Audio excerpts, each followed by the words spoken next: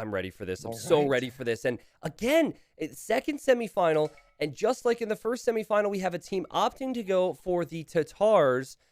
Tato is in the red. And I actually have similar expectations here, which I'll get to. But Spain versus Norway. Winner moves on to face China in the best of 7 final. Tato in the red. We have his teammate Lan in the yellow playing Teutons. And up against him will be MBL playing Chinese. And the Viper in the blue playing Hunts. I should also Very, very introduce my interesting. co-caster. I'm sorry. Oh, And thank you. No, you're welcome good. welcome to the show, everyone who's watching. This is Dash. You probably know him from League, but also branching out into some other things nowadays.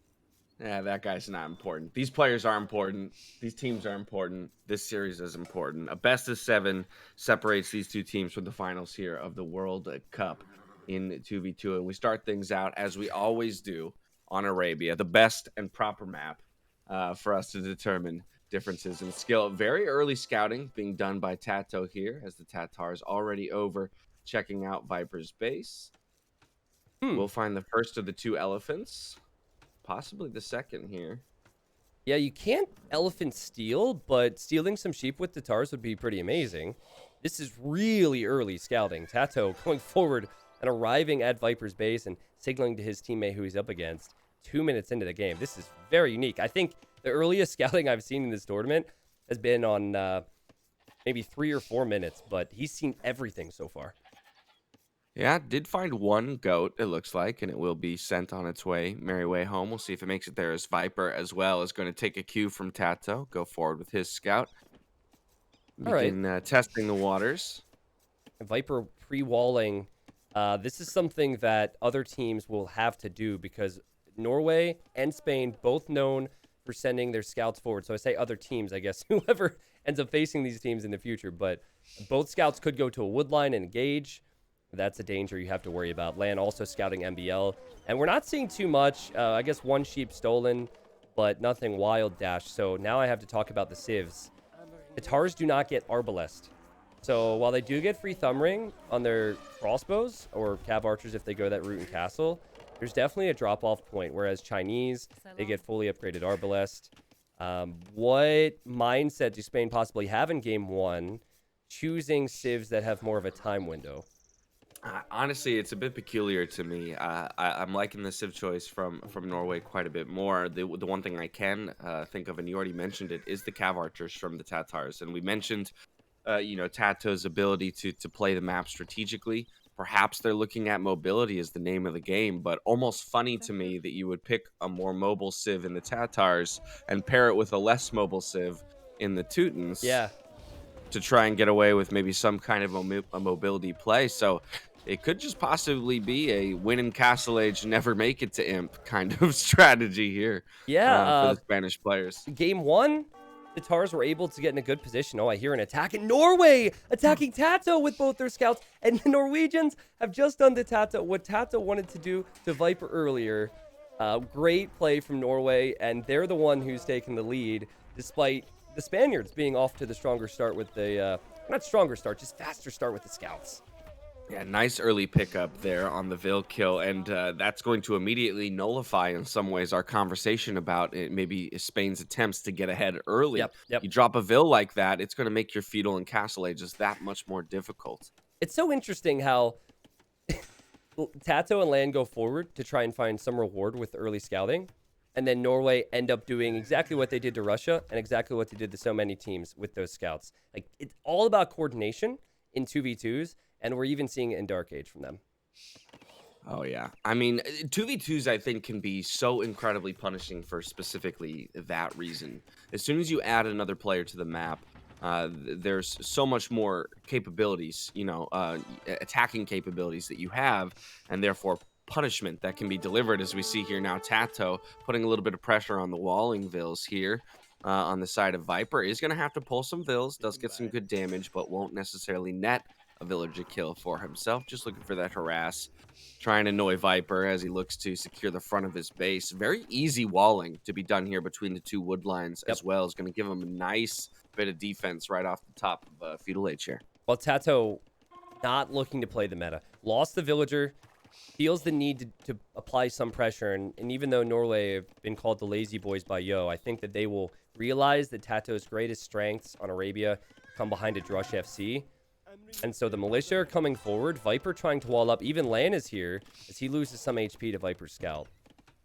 Now, likewise, other side of the map, MBL pulling off his classic Drush FC. The Militia are out on the map already. 24 vills. Dash, I don't know if you watched this bit from the VOD, but it was all the way back in the first round of the group when Norway pulled off this strategy where MBL drushed the opposite player. Normally that drush is going to hit the player on your side, but it worked against Czech Republic B, and I'm thinking we wouldn't see that against high-level teams, but here goes MBL, and they might be able to do some damage against Tato. Oh, I think this is going to catch Spain way off guard. You still have that scout there from MBL looking to block the walls. The Militia are almost there. Can Tato get this in? He's looking for the quick walls with 2 different villagers. MBL is so good at being annoying. Look at this. He's going to get in. Wow. Tato must have known something was coming because MBL was being so active with the scout.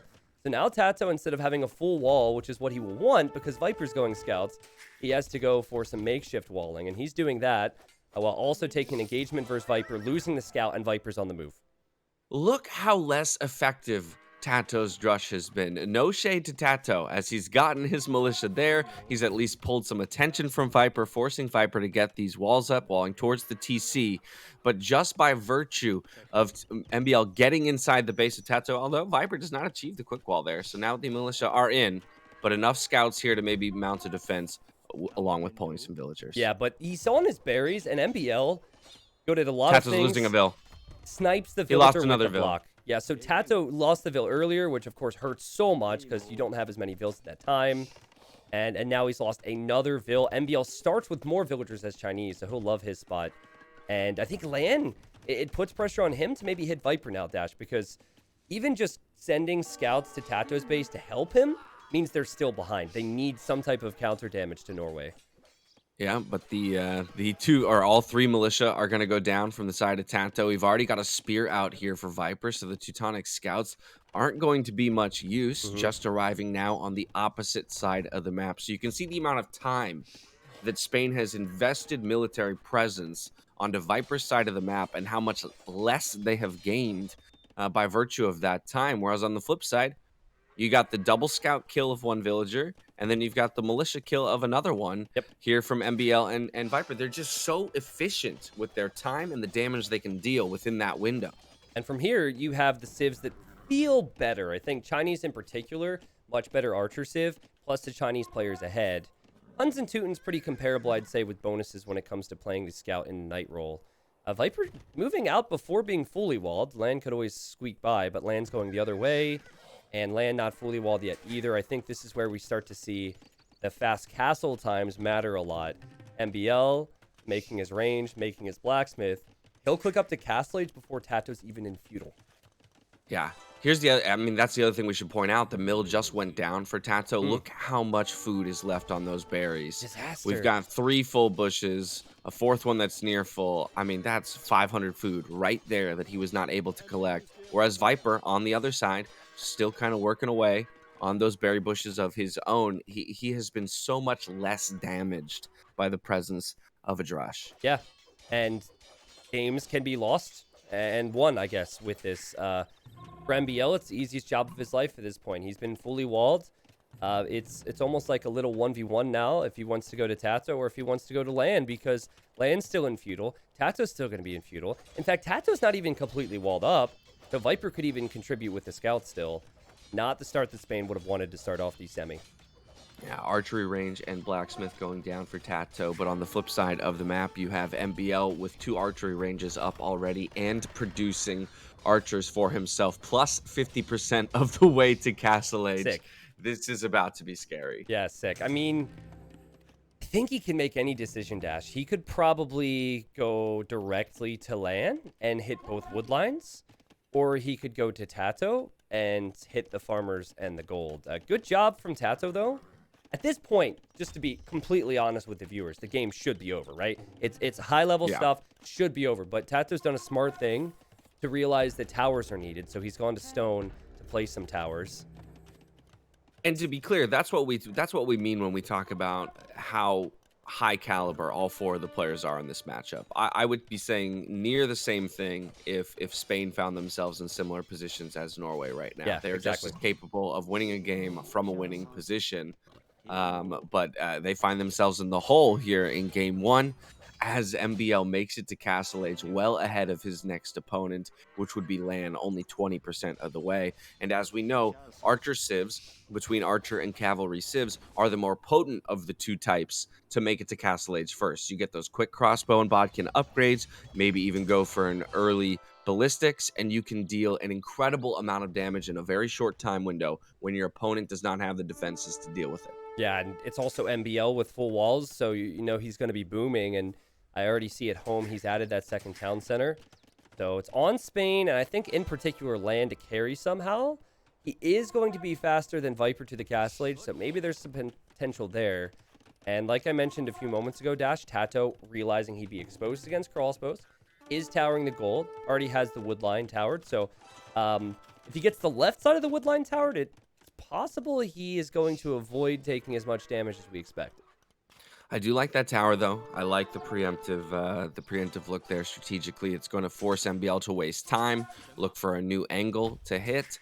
Second tower up on the stone on the backside. Could range that wood line, though. Looks like that's where he'll path to try and get some damage. But again, Tato now making his way towards the Castle Age. Look how much time this has built. He's taken 0 damage yet. In fact, he's halved the health of that entire crossbow army as he quickly pulls villagers away from the wood line just to relocate. He's going to avoid damage very intelligently here early in Castle Age. Yeah, nice work from him. Now, I saw the communication there for Norway because they were signaling on the map from Viper to say go to that wood line. MBL's probably now saying he doesn't have villagers on that wood line. So where is he? He still has the Drush. I'm wondering if he'll scout with the Drush. Tato pre-towers that. I guess when you load up with these civs, you're already going to be fighting at a disadvantage if you're Spain.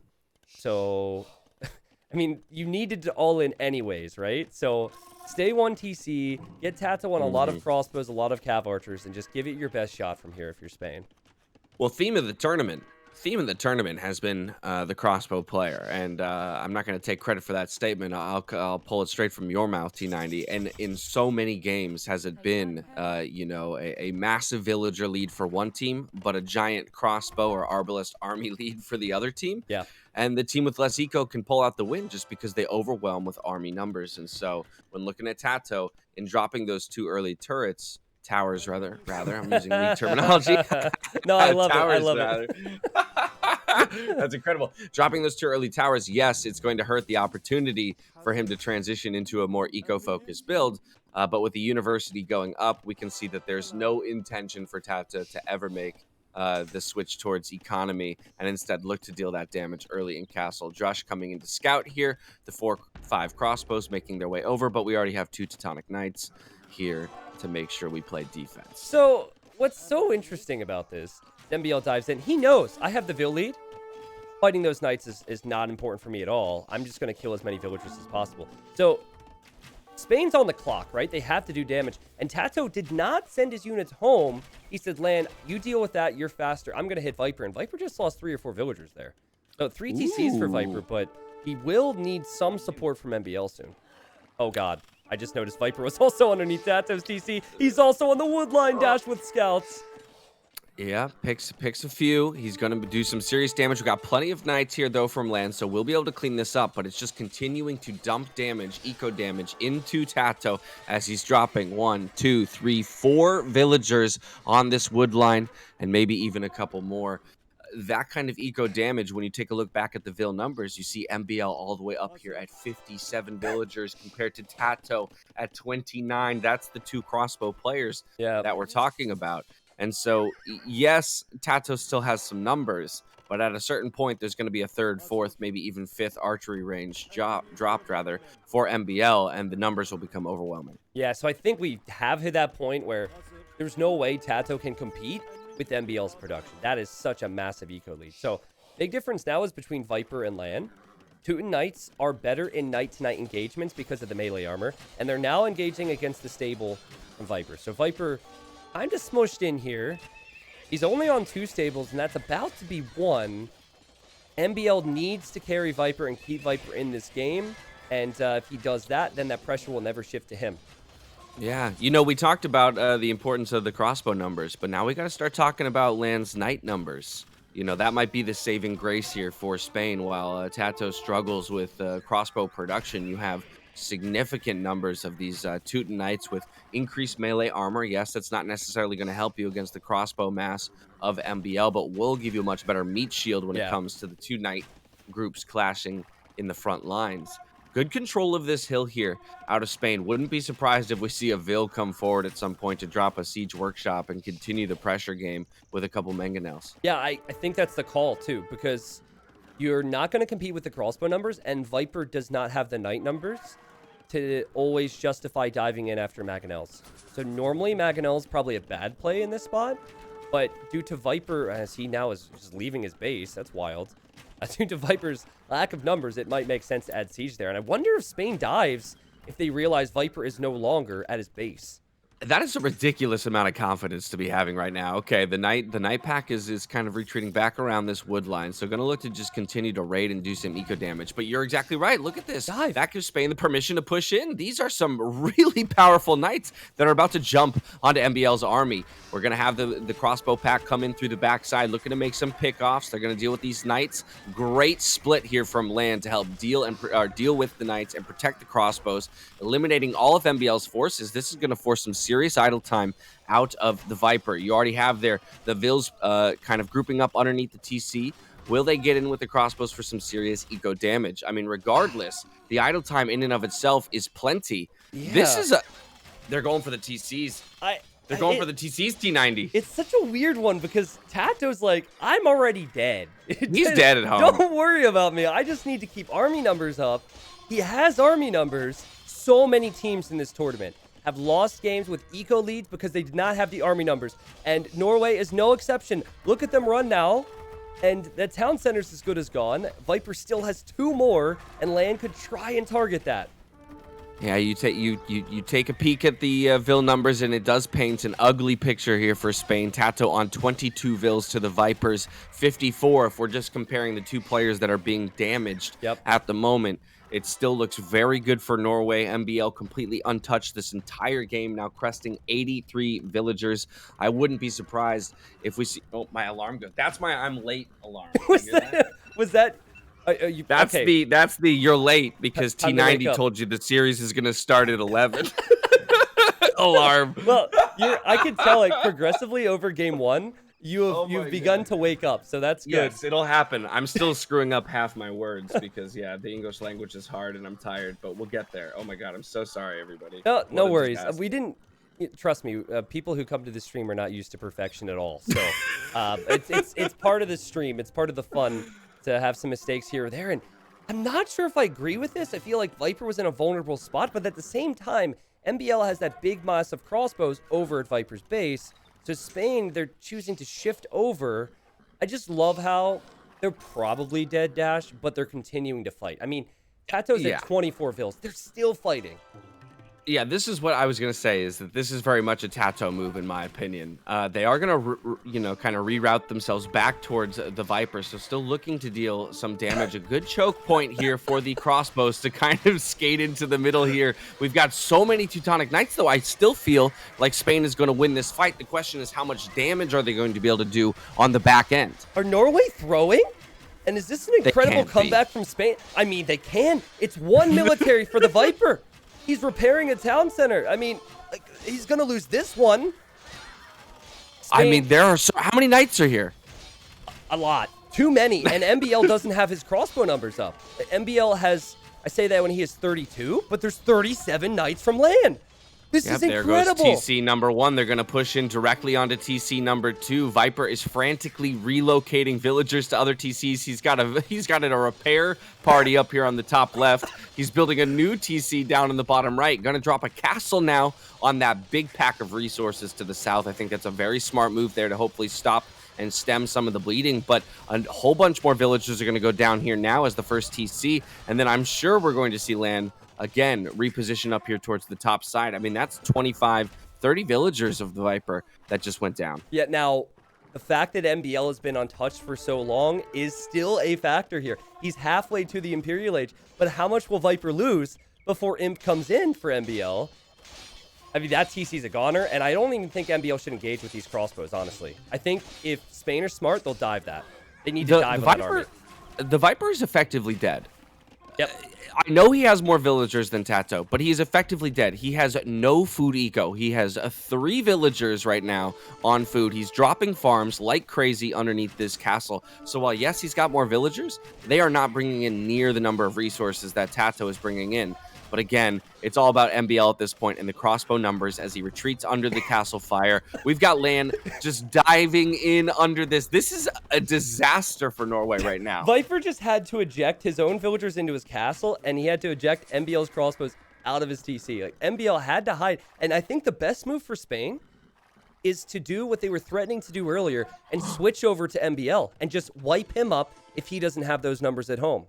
MBL just sent 500 food to the Viper.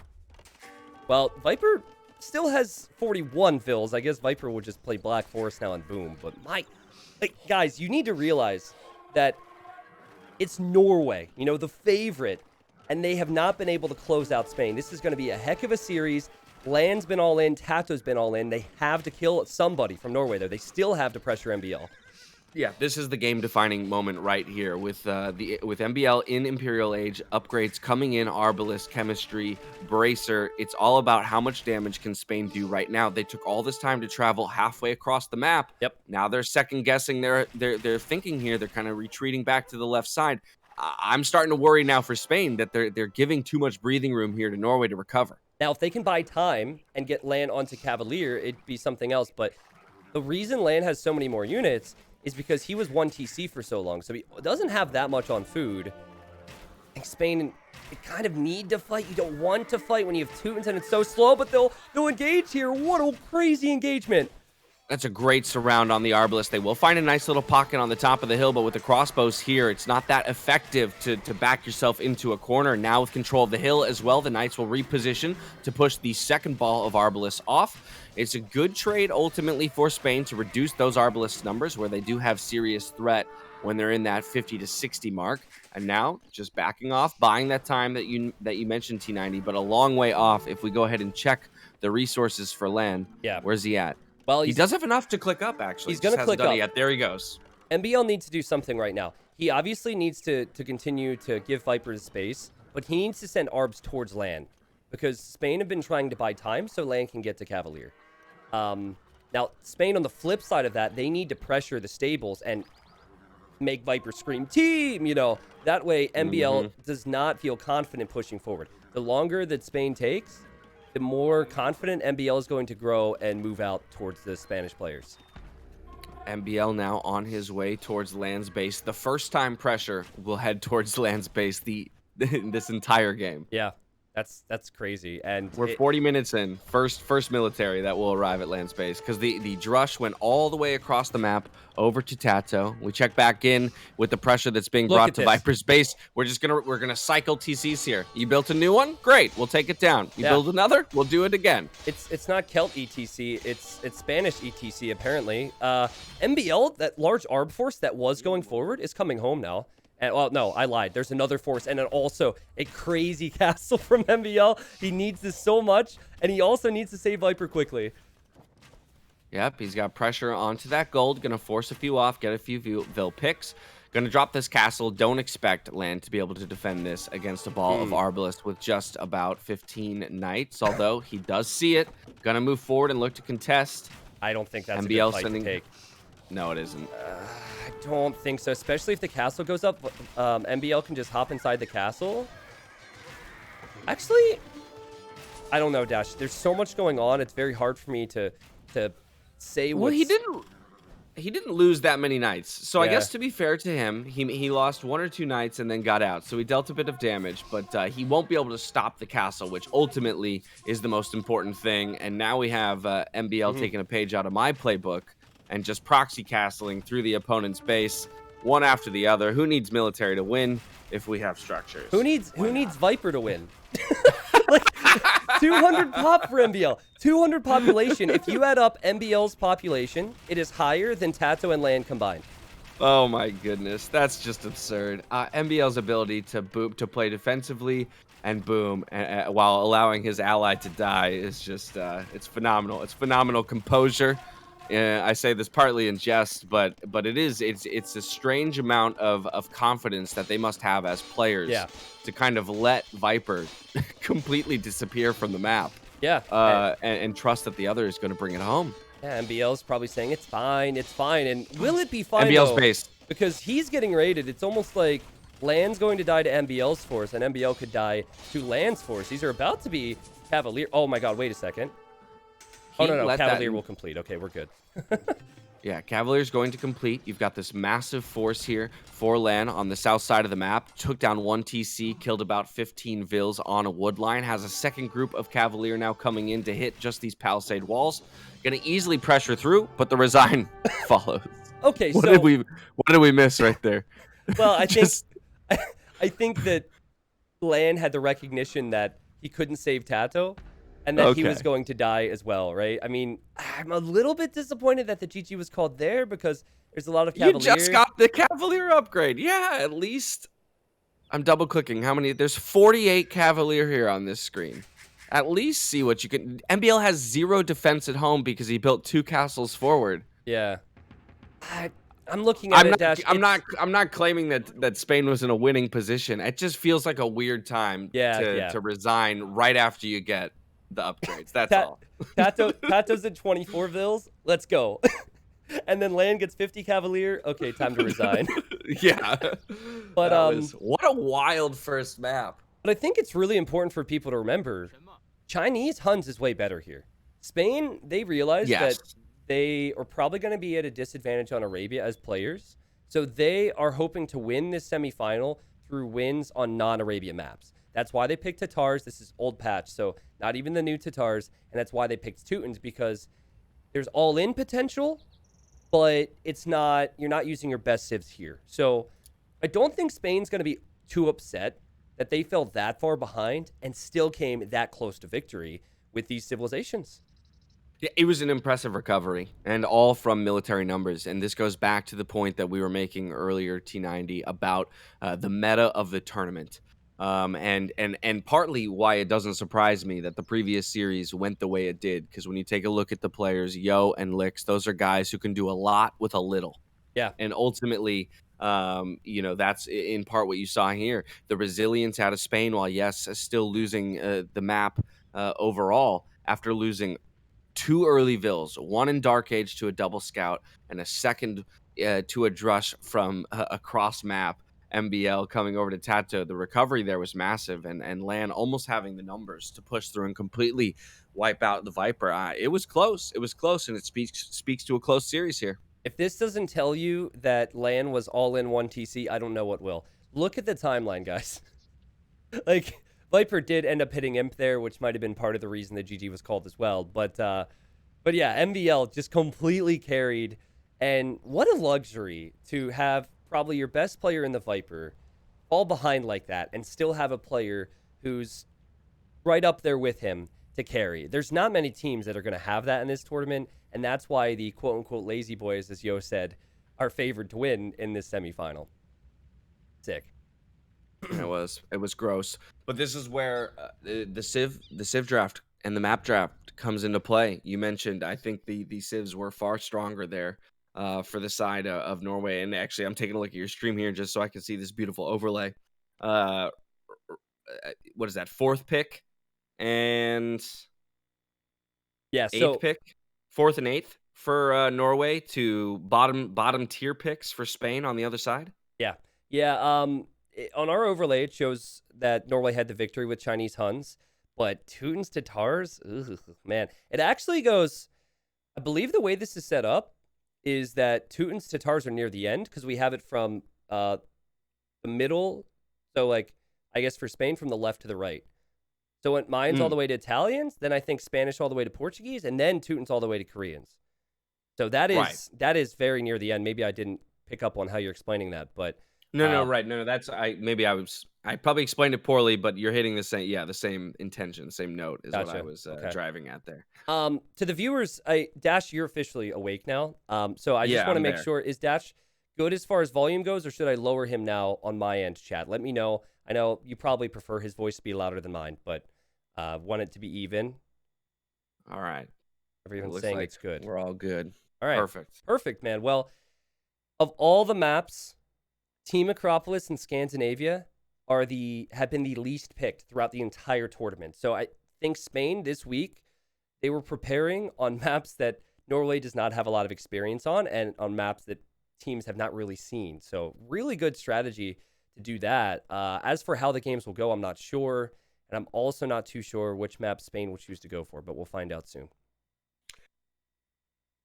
Well, I'm taking a look at their Civ draft, and Chaos Pit is an interesting one based on their Civ choices. Okay, so What would they intend to play there?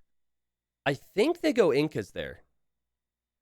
I think Okay. they Yeah, did it that makes against Canada, and they destroyed Canada. and you just So run Slavs with that? Slavs is a pretty common Chaos Pit just to have cavalry follow up. I don't like Slavs because there's no immediate bonus, and Slavs become stronger in the mid game.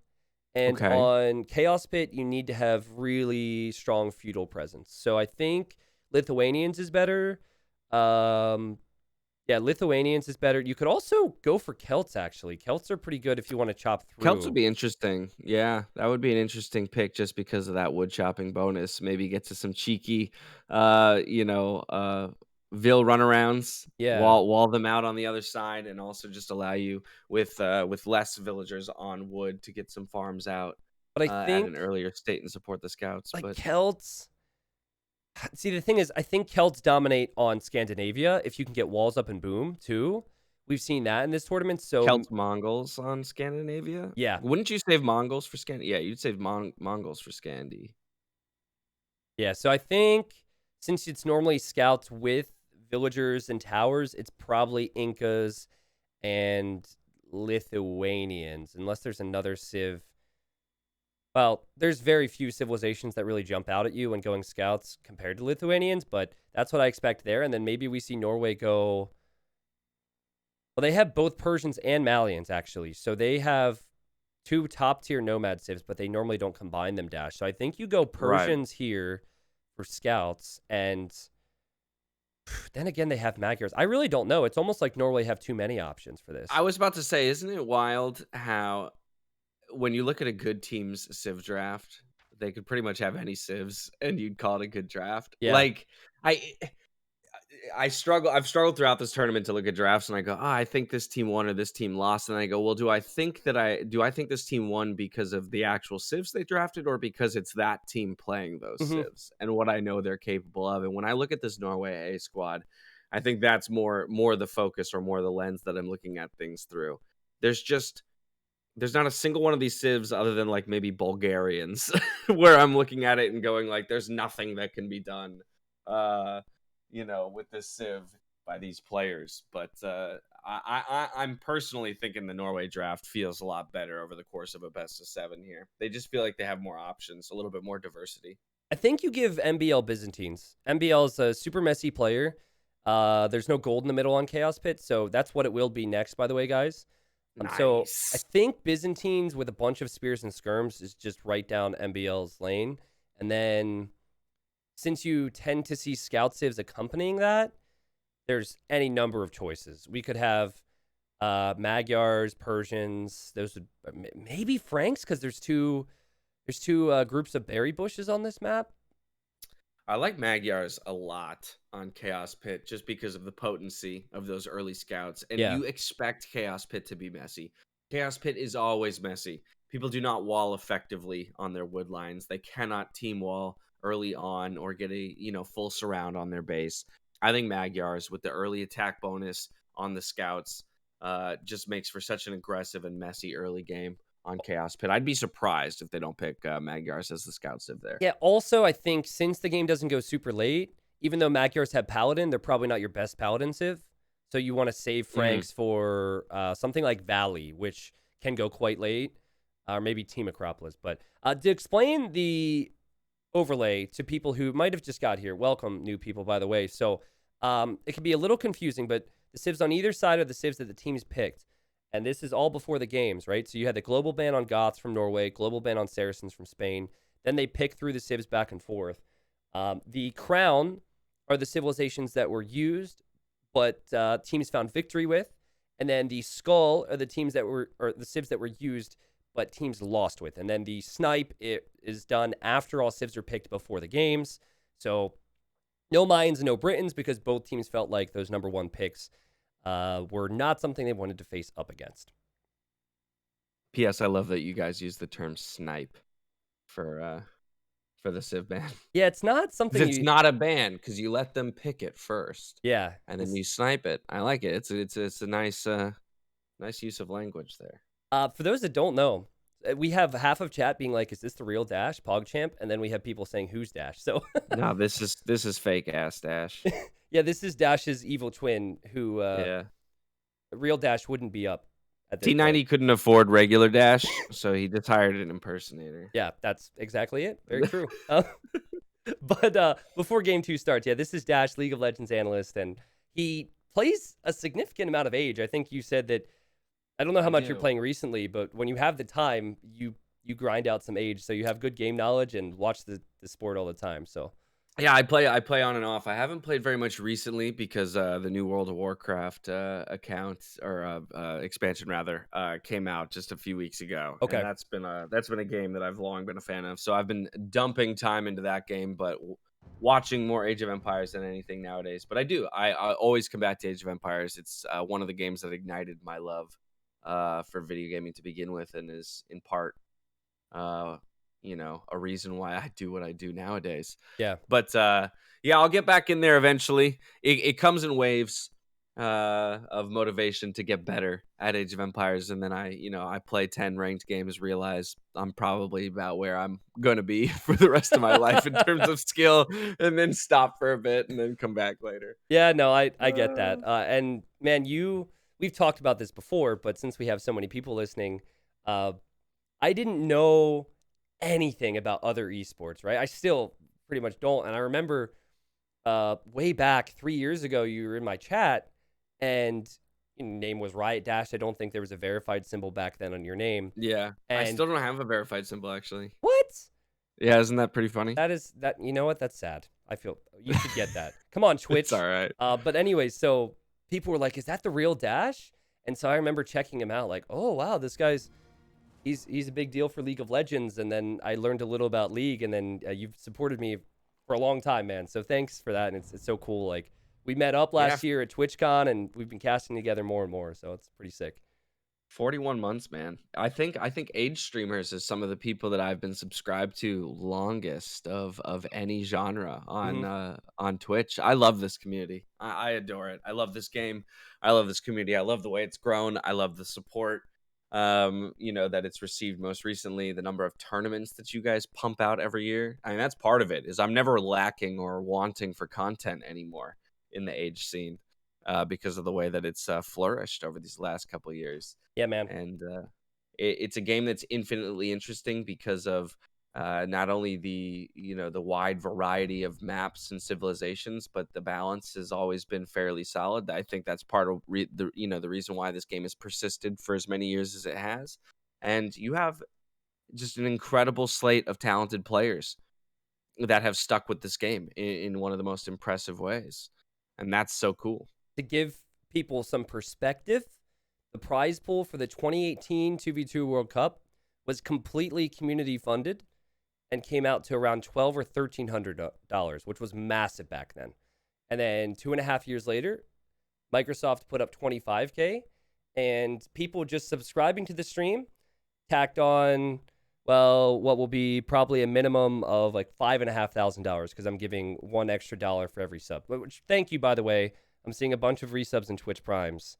But yeah, man, the community's blown up. But the players deserve it, man. That's what I was saying for so long, is the players need more people watching, if nothing else. They're that good. All right. 30 seconds till game time. Take a look at these civs here. Norway is not pulling punches. No. They are not pulling punches today. Franks, Ethiopians, This is quintessential 2v2 civs in my brain. Granted, we are on Chaos Pit, and we'll talk about what that means in just a moment.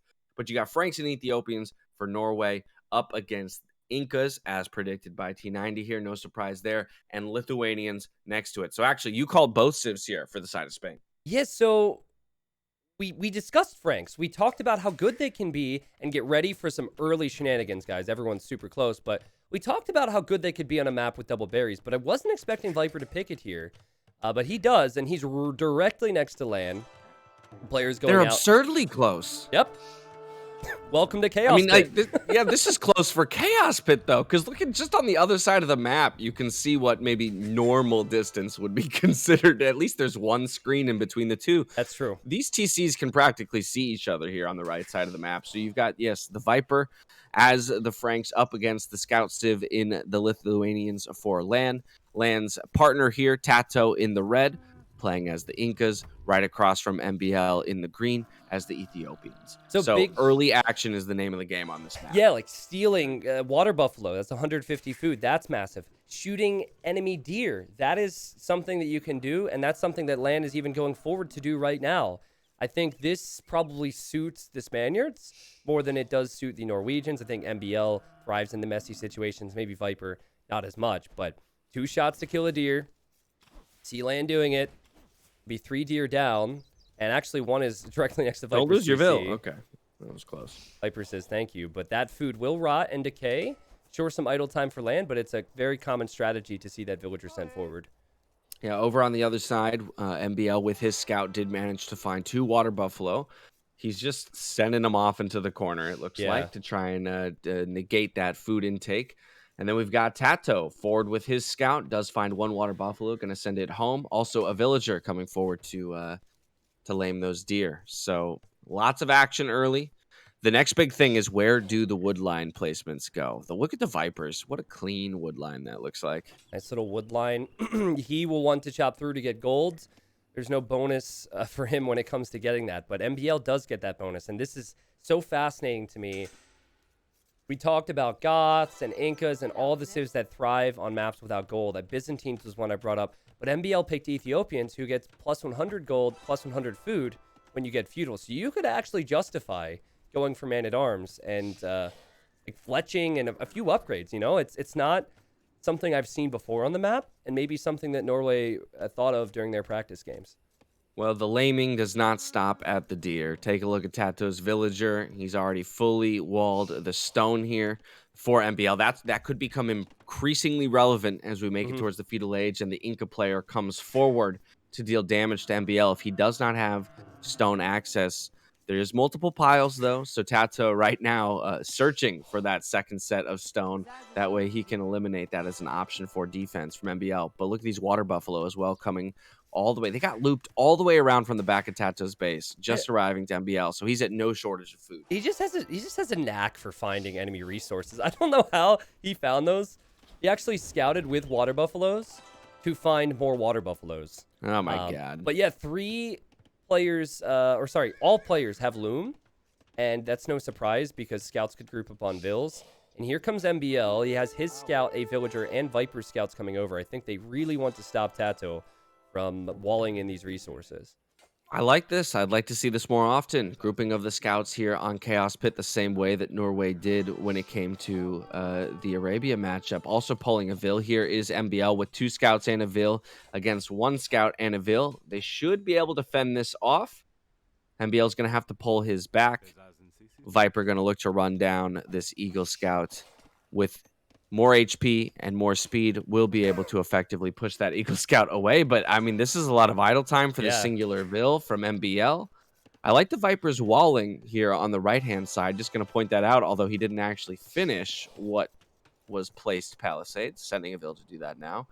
Going to be very safe, though, on the right side from any early aggression from land. So I think a lot of our focus here is going to be the left-hand side between the Inca player and the Ethiopian player. I'm curious if Tato will be able to do anything more with this Vil. The scouts are pretty weak. Land scout is going to be a feudal age soon, and that means extra attack, and the scout already has more HP. So MBL and Viper have to be careful hanging around here. And also Tato's incredible with walling in Vils, so he could probably quick wall this Vil to safety.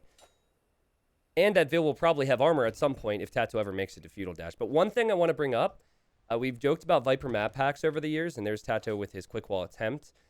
Viper, very fortunate to be Franks with the Forge bonus and having both groups of berries behind his town center. MBL, his is forward. And you look at the berry bushes for land, seems more exposed. But Viper's berry bushes and berry positions are exactly where you would want them. Yeah, those are gorgeous. Those are gorgeous. Lan, notably, has not even attempted or thought about walling at this point. Yeah. So very clearly, the Viper is looking for a more defensive setup. He's going to drop his barracks now. First military building that will get placed here in this game. Checking in on the wood lines to see if anybody is actually shift-clicking their way through. Look at the number of villagers here by Tato coming forward. Yeah, and they group up with their friends. This villager was the scout, and they heard word of where to pressure. And maybe I spoke too soon. Maybe these berry bushes are just going to be the focus because Tato's going directly to Viper.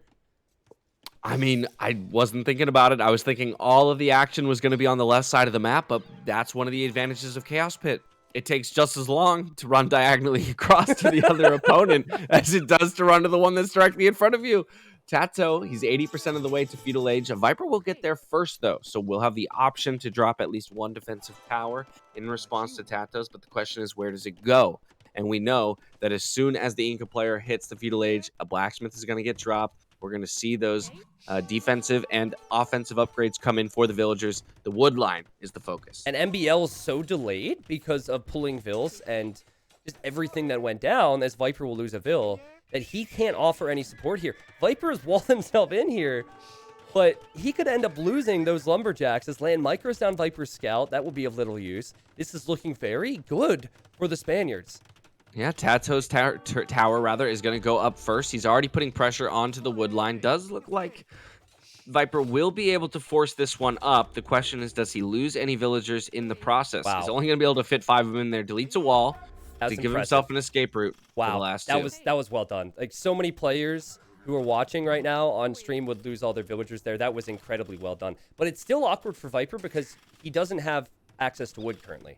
So it's not as if he can farm or make a second mill or anything like that. I think Tato will comfortably just tower the berries now, or just place another tower with these beefy villagers on that wood line. The Viper, though, to get out of that without losing a single villager, so good. impressive. Even those two on the other side, walling as they retreat through the outside of the walls, going to find some stone and build up there. Another tower going down by Tato, and Viper pulling the entire village to take this one down. A fight on the hill between villagers. Scouts on both sides. Definitely don't have the presence yet as an Inca player to push this one through, so it gets deleted. Yet another You gotta game. go. Yeah, yet another game where MBL is nowhere to be found, but he's untouched currently. A Viper fighting with so many of his Vils, but it's against Inca villagers. This is such a crazy fight for him to even choose to take. He's winning it, though. Yeah, he's done okay. He doesn't have that many Vils that are weak. You'd expect Land to do more with the Scouts, and the only person who lost the villager so far was Tato. Yeah, Tato's in retreat mode with his villagers, even though they're the stronger ones.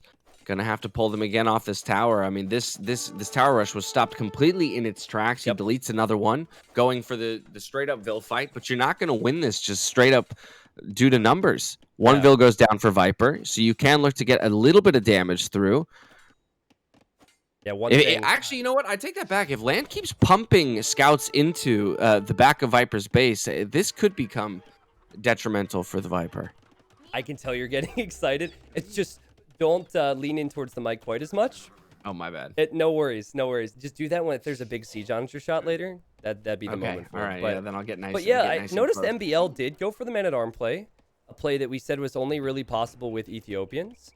He didn't accomplish all that much. I don't see any ruins at Tato's base or any ruins at Land's base. So Viper, after all is said and done, has farming eco and has scouts, but he will not have the berries, and Tato still has some presence here.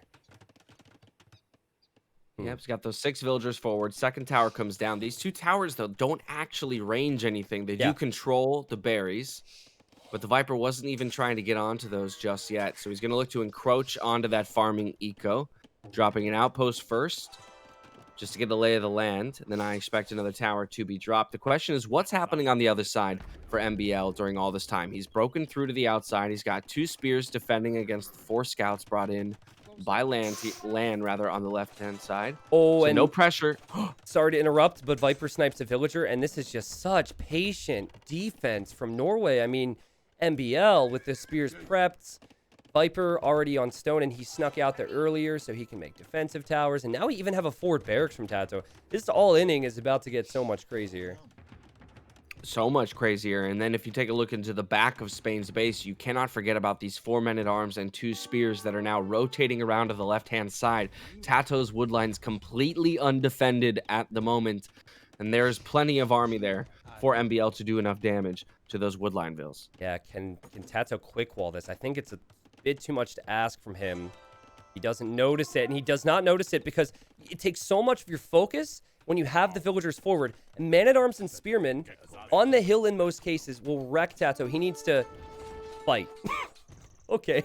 He's going to try with the Inca villagers. He does have that blacksmith upgrade, so they're going to do better than your standard villagers, but this just feels like, a losing, a zero-sum game here for Tato as he chases them in towards his other woodline. I mean, he's basically just ushering them into his own base. Yeah, and it's more idle time for Tato and Dash. The point that really comes to mind as Lan has scouts over here, and so does Viper. When I saw this rush happen in some of the group stage games, I didn't like Incas because it feels like you don't kill someone fast, then you don't have any military momentum. And we're seeing that. MBL has military. Viper has military. Tato, he has villagers, and he has not done enough damage versus Viper yet. Yeah, Lan being forced to bring all of his scouts back in response to this forward here from MBL. MBL looking to take the fight with the spears. This is going to be a good trade, if anything. Yes, he might lose his men-at-arms, but oh my goodness, the number of scouts that just went down. Only 2 men-at-arms left. That's going to stop the aggression here for Norway on that side. Tato, in the meantime, though, has transitioned his vills over to MBL's base, looking to drop a tower. The Viper, though, going to chase it off with a number of scouts. It's call them what you want. Mr. Yo had a nickname for Viper and MBL earlier. They are looking good, man. It's just like every decision you'd need to make, every position you'd want to be in, Norway tends to find themselves in. But one aspect is that Lan has not taken a ton of damage. Lan has carried games before for Spain. He has just chopped through. He's going to gold, and he's on his way to Castle Age.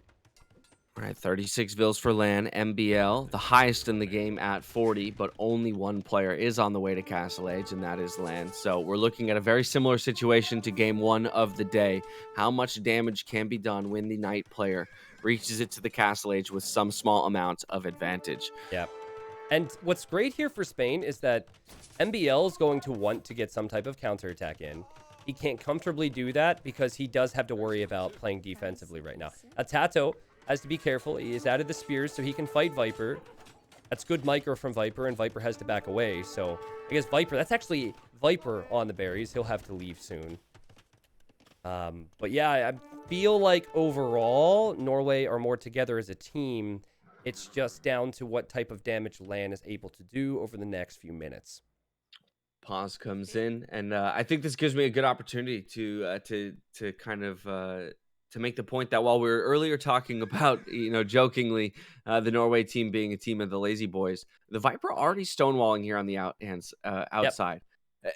The defensive play out of this team, while some might look at it as lazy, quote unquote, shows what? I think we have a drop. A drop. Yeah, I think somebody dropped here. Okay. Did they just pause to discuss their chances in this game and then determine that they did not have any more chances in this game? No, I think it makes sense that Tato would drop there because Lan was the one who paused. So maybe Tato's internet that does make sense. Went out. But yeah, we can continue to talk about that. Lan is at 75% of the way to the Castle Age, and then MBL's at 33%. So there will be a time window there. But you're right, man. Like Viper really impressed me with his defense on the woodline with the tower against Incas. And then when he saved those 2 villagers, he not only saved those 2 villagers, but he sent them to that stone on the other side of his walls so he could build defensive towers later. I mean, it was really brilliant. Yeah, exactly. And I just want to make the point to the audience that, some people may consider certain plays or certain movements made by Norway to either be lazy or just non-traditional. But when you take a look at what they are doing, I think it shows an immense amount of respect to their opponents. Yeah. Well, The Viper and MBL weren't stonewalling like this necessarily in earlier rounds. Well, maybe MBL was, because he was doing some wild fast castle stuff early on in the tournament. But this is a move you make when you know the level of your opponents and you respect their ability to come back in a series and to know that this game isn't over. But if I do stonewall the outside ring here and eliminate Land's opportunity as the cavalry player to get some knights, flooded into the back of our base early on in Castle Age, this is the way you shut a team out, is by playing defensively once you have the lead. Yeah. Well, I like the stonewalls from Viper. I think they'll be up in time. And guys, we'll find out soon. They're restoring this. I actually think...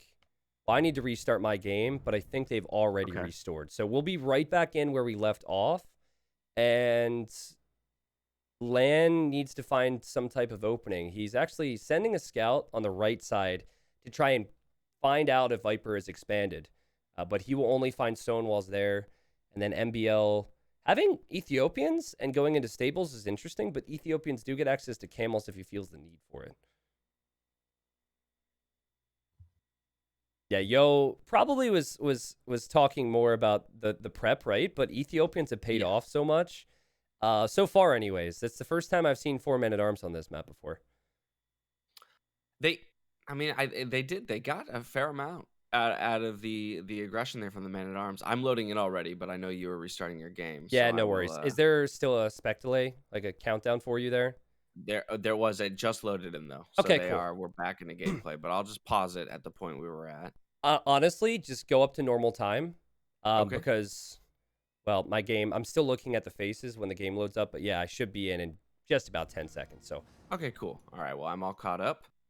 Cool. Expectation is that Lan will only find stonewalls at Viper's base, and then Lan will have to find damage elsewhere. We are in. It is restored. Can Spain tie up this semifinal? And it's wild.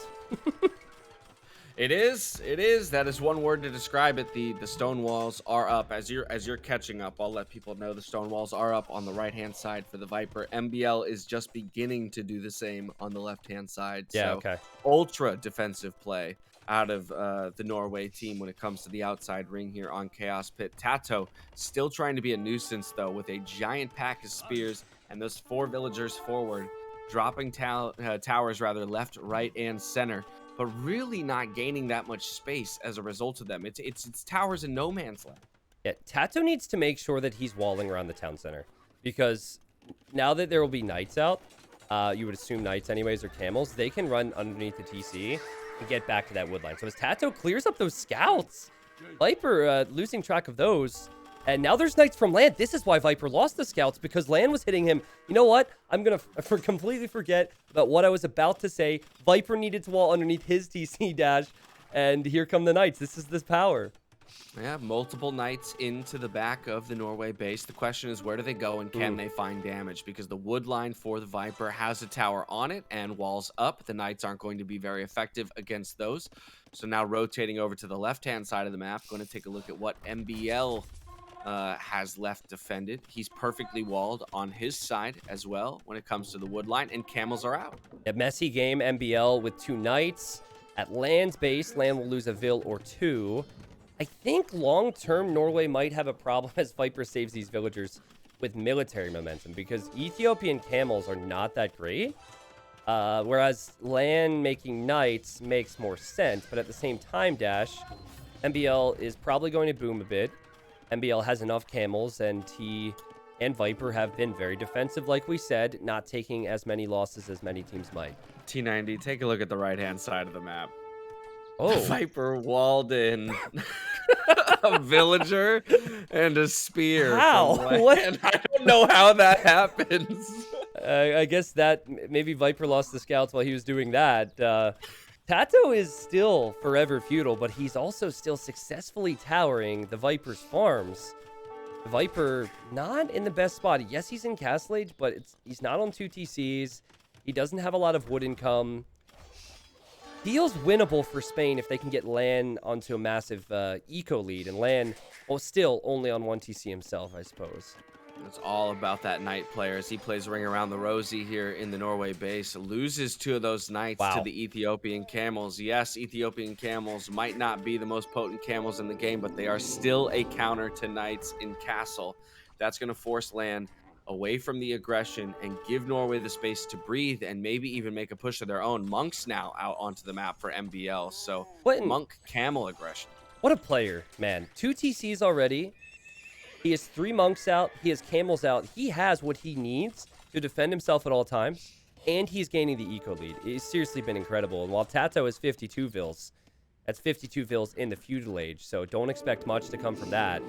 A fight that MBL will probably take and win in a moment with 2 more monks. And Lan, he can't hit Viper. He can't pressure on Viper if he needs to defend himself. Yeah, that entire lead that Lan has in terms of the way that he and the Viper are going to match up is nullified by MBL's presence on the map with both the monks and the counter unit in the camel. And so when you don't have the support from Tato with the expos to deal with the camels that have, less pierce armor, it just gives Norway so much space to breathe. So much space. Successful would these spearmen be in contributing to these fights? I feel like it'd be good for Spain to have Tato bring the spearmen in towards the camels and the monks.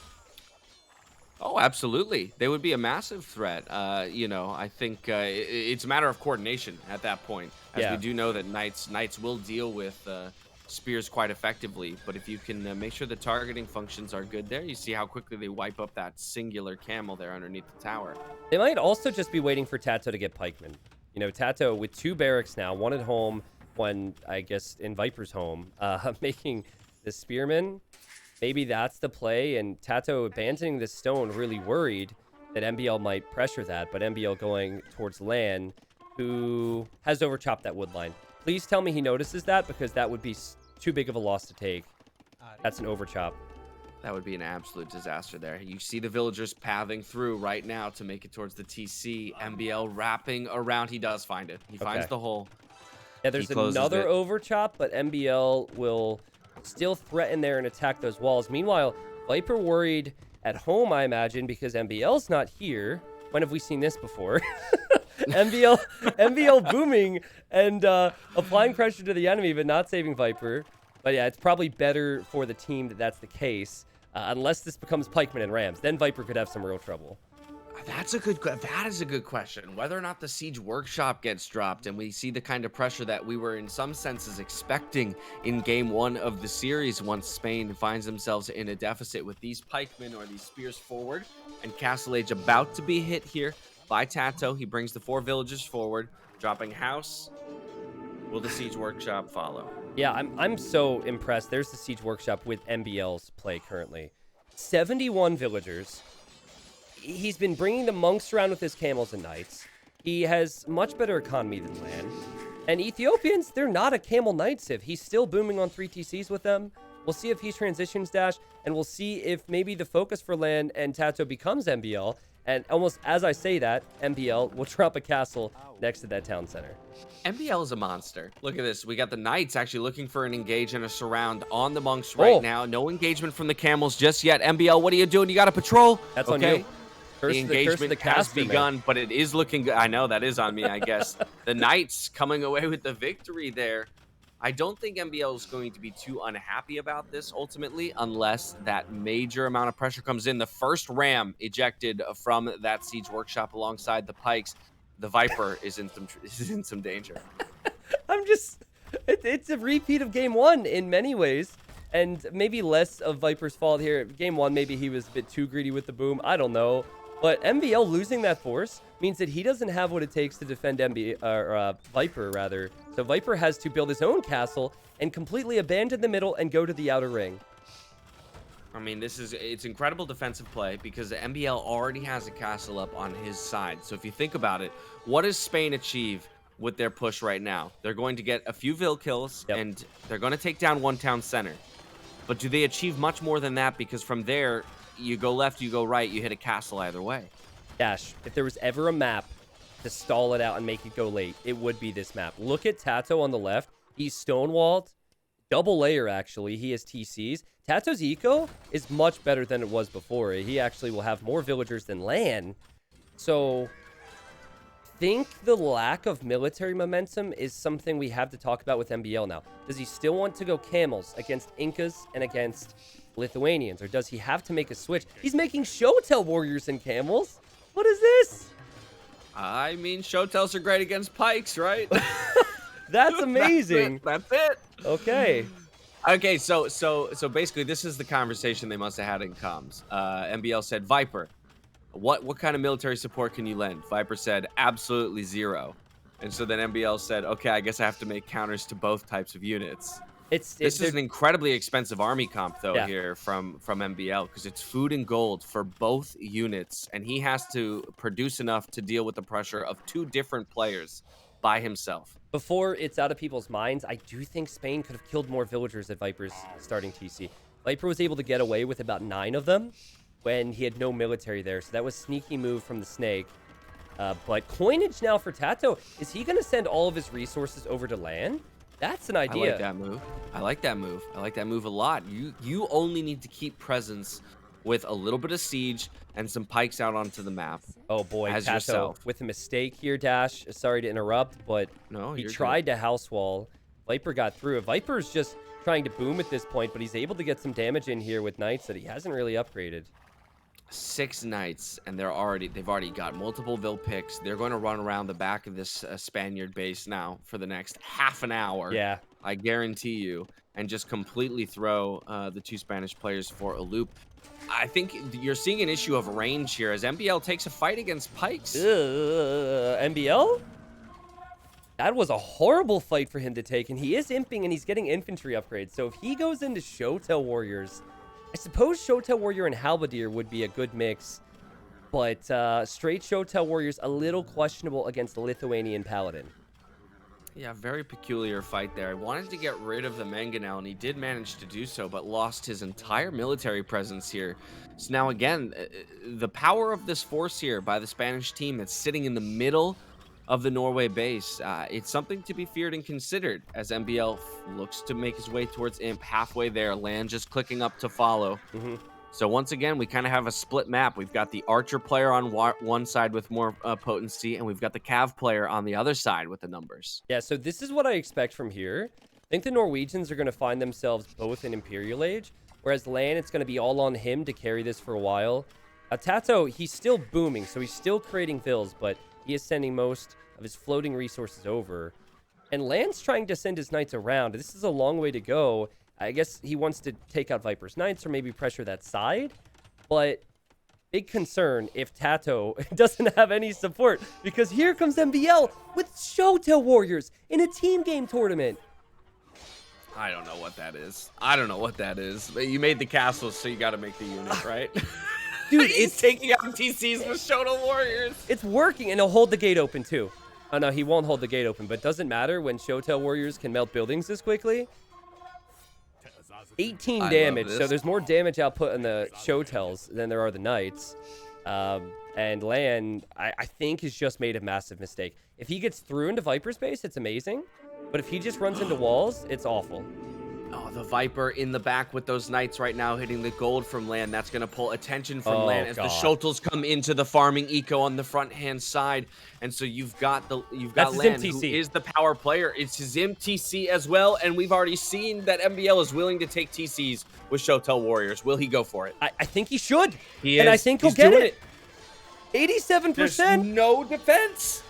The Knights Another aren't pack there. of Shotels coming. They're just melting this TC. It's the MTC, 91%, 92%. It goes down. The villagers will follow. A massive blow dealt to the Spanish team.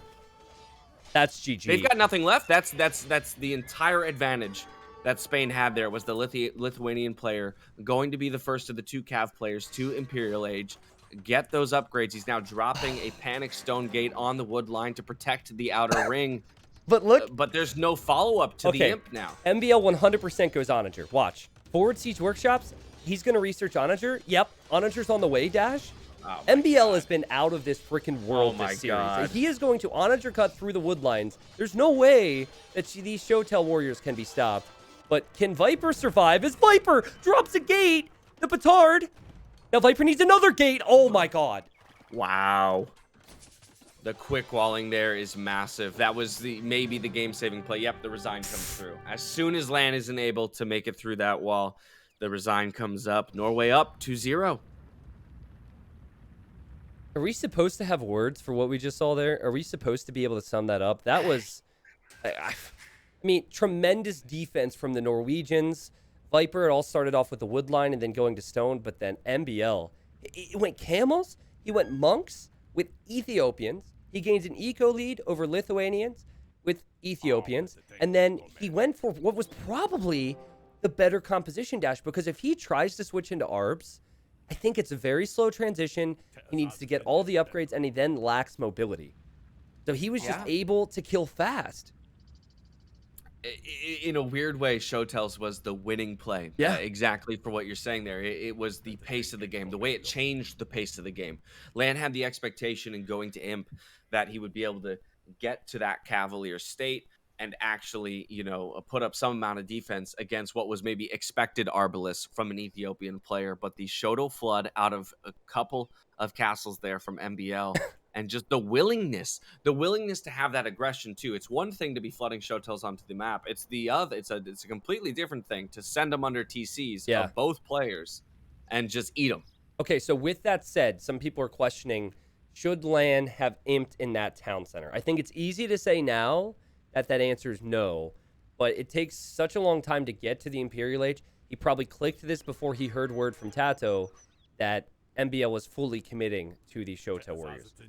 Still does feel like that's your most vulnerable town center. I know the other areas were being raided, but true. Hindsight's 2020. Maybe you should go imp on the outer edge. But then again, Dash, if you go imp on the outer edge, you're creating vills in the middle. What do you do with them?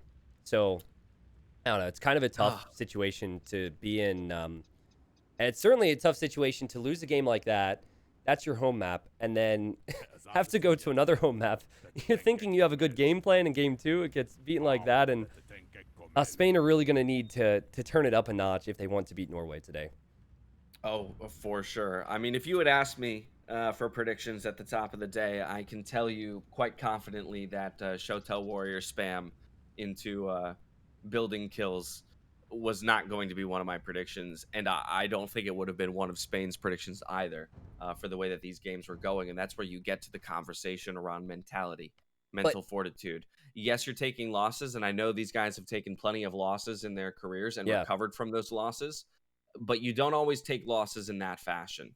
And you don't always take losses in a way where you feel like maybe there were more options to you had you played the game a little differently. I'm looking at that Inca Tower Rush that honestly did not achieve a ton. It was defended beautifully by the Viper, and I don't want to take anything away from the way that he approached it, but the early aggression from Spain just has not worked so far in this series. I think, by the way, someone said, hey, Dash, what is the strongest civ in the current meta? I can't ask T90 because he always says it depends. That's funny, but moving on past that. Here, I'll give you an answer. It might not be right. I'm just going to say Vietnamese. All right, there we go. Everyone's going to spam pick Vietnamese now. But shoot, what was I going to say? Oh, yeah, Spain have been playing amazing Age of Empires. Like, there is a very big difference between what we're seeing here and maybe in that previous semifinal where there's like a massive class difference between the teams and one team didn't really have their day. I think Spain are playing near their best. It's just that MBL is always there if Viper gets pressured. And I'm sure that we might see a reverse scenario if MBL gets pressured where Viper can carry too. So, yeah. I mean, Spain might be playing their best. And this is where maybe my question to you would be, do you think that then Norway has just come in with a great strategy of, it seems like they're focusing a little bit more on Tato. Arguably the better of the two players here for Spain, but also I imagine the leader between the two, and in some senses the shot caller of the team. And by putting him at a disadvantage in both games so far, has kind of put Lan in the uncomfortable position of having to single-handedly carry the game in Castle and onwards. I think, I don't know how it goes in other esports, but I don't think it's quite as direct as that. A Okay. lot of people have speculated over the years, like, do you want to team up one specific player? But it really does depend on what the team structure looks like. It depends on a lot of factors. And I'll get more to that in mid-feudal here because we have the next game. This is game number 3. I think everyone would agree that this is pretty much a must-win for Spain. And oh man, the positions will be really fun. Viper playing as the Persians here in the blue, teamed up with MBL, who's in the green and Byzantines. And then Tato has gone for the Celts, a top-tier civ on this map. And then we have Mongols, probably the civ for Scandinavia for LAN, because there's extra hunt on this map. I'm loving the civ choices here for both sides, to be honest, because I think, again, we're going to see a fair amount of aggression out of the Spanish team with a quick Mongol uptime. But by the same token, we know Persians very happy on water with the high HP docks. The positioning of the map, though, on Scandinavia is always what's interesting to me because you kind of have that option of spawn points that will encourage feudal water aggression, and then you Yeah. have spawn points that will kind of I don't want to say discourage because I think it's still always a good idea, but we did kind of end up in that situation where you have the teams grouped in a way that they each control pretty significantly one of the two areas or bodies of water and not the other. So will the early team walls come out? Will the sneak vills come through for that water aggression? I think that's going to be a defining moment here in this game. Yeah, now on Scandinavia, you never know how the map gen's going to look like. If you've been following the tournament, sometimes instead of having the water to the back of each team, you kind of share a side. So I actually feel as though this map gen suits Spain because Viper and MBL, they're going sneaky vills. They're going to try and dock. Byzantines with their faster working fires, and then Persians with the higher HP docks and faster working docks. I mean, when fish is the focus, and you're already up against Mongols who have a hunt bonus over you, I think priority number 1 if you're Viper and MBL is sneak. So with that said, Dash, Tato and Lan should be scouting. I think it will be easy for Tato to wall to the edge and push away any sneak from MBL, but Viper does have some real potential in feudal to send a villager forward, get a dock up, and play heavy on water. Yeah, I think that top side of the map is the most open, and therefore the Viper is going to be the most capable of getting a villager snuck through. You see the villagers, though, for each of the players now making their way towards water, looking to drop those docks soon. Get the fish out onto the map.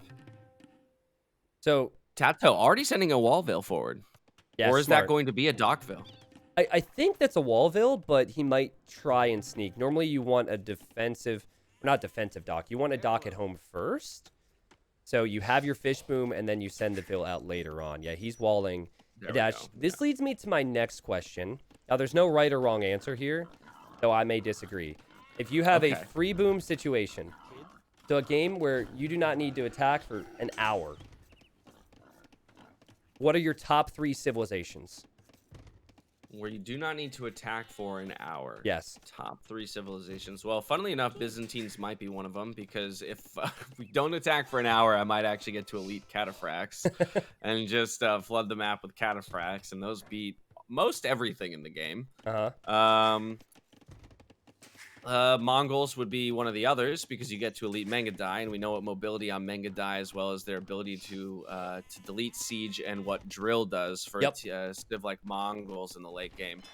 So honestly, actually, I would probably and then maybe even put Celts up there. So I would say Mongols Celts are 2 of the strongest civs in the game in post-im. And if I would have said top 4, you could even argue Persians. I highly doubt we'll get there, so don't get too excited, people. But elite war elephants pretty hard to stop as well. So are you agreeing? Did I pick the same 3 you would have picked? Yeah, I would have said Celts and Mongols are on my list, and then the third could be any variety of civilization. So like Celt siege alone puts them at the top of the list. Mongols with their siege and then their Mangadai. People saying Goths, no, Goths can't counter 30 siege onagers and 60 Mangadai. You know, like that's too much. So I think. I mean, at mine and chat elo, Goths is a very strong post-im civ. Yeah, because maybe. of the spam potential. But at the high elo, at the elo that we're watching, I'm right there with UT90 that it's more about the power of the military units available to them because the micro and the management will be there from these players. Man, that inflated my ego a little bit, though, that you said you might disagree, and I answered in a way that seems like we're perfectly aligned. I think you've played quite a few Black Forest games, because you that's the only way you find out. And does Land see this? Okay, Viper, how's your quick walling?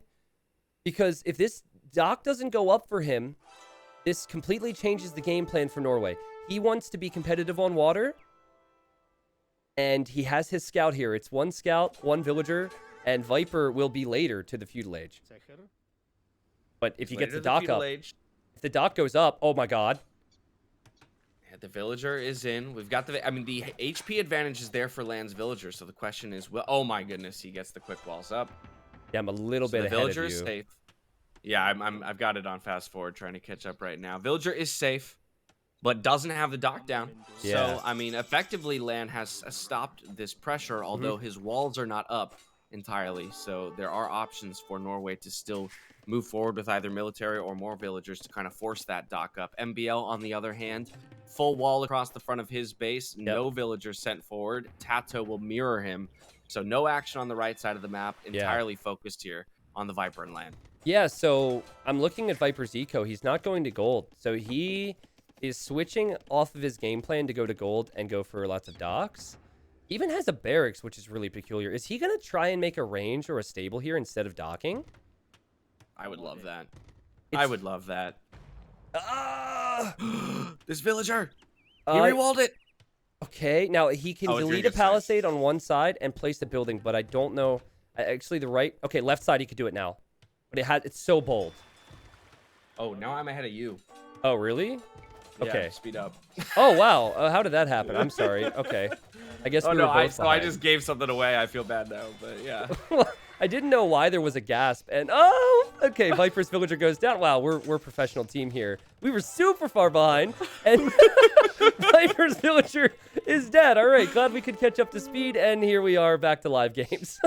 All right, well, Wild. Well, we're in one of those situations we kind of talked about with the way that the spawn positions were on this map. That there was quite the possibility of a very defensive setup from both teams and full control of water on each of their sides, their respective sides for both teams. So in a sense now, T90, this feels like it's a battle of the booms. Yes. When you've got open water on both sides, who uses their fish boom better?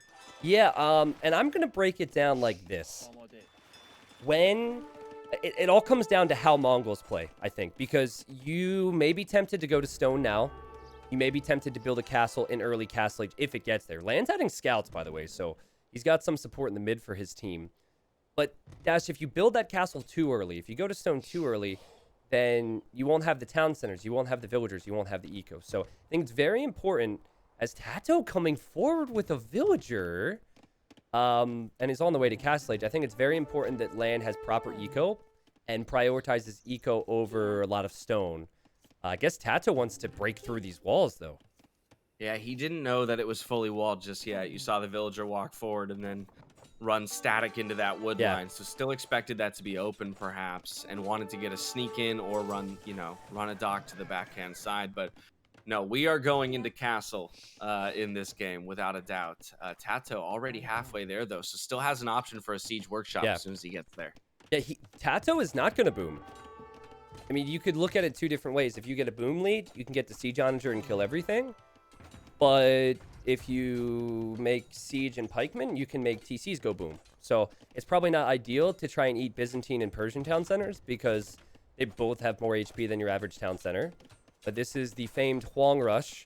Only Tato actually has economy. Huang tends to have about 2 farms at this stage. Very, very, very true. Although Huang, his development over the last, over DE, I guess, has been incredible to watch. But that's neither here nor there, as Tato does hit Castle Age. When we look and check that forward, we've already got the Siege Workshop dropped alongside that barracks. So Spearmen on their way out, wood upgrade, Siege Workshop. There's about to be tons of mangonels out onto the map. You know, this is the first time that Tato will be in a position to possibly carry for his team, because in Game 1, he got brutalized early. Game 2, he played the role of going YOLO. He's actually being able...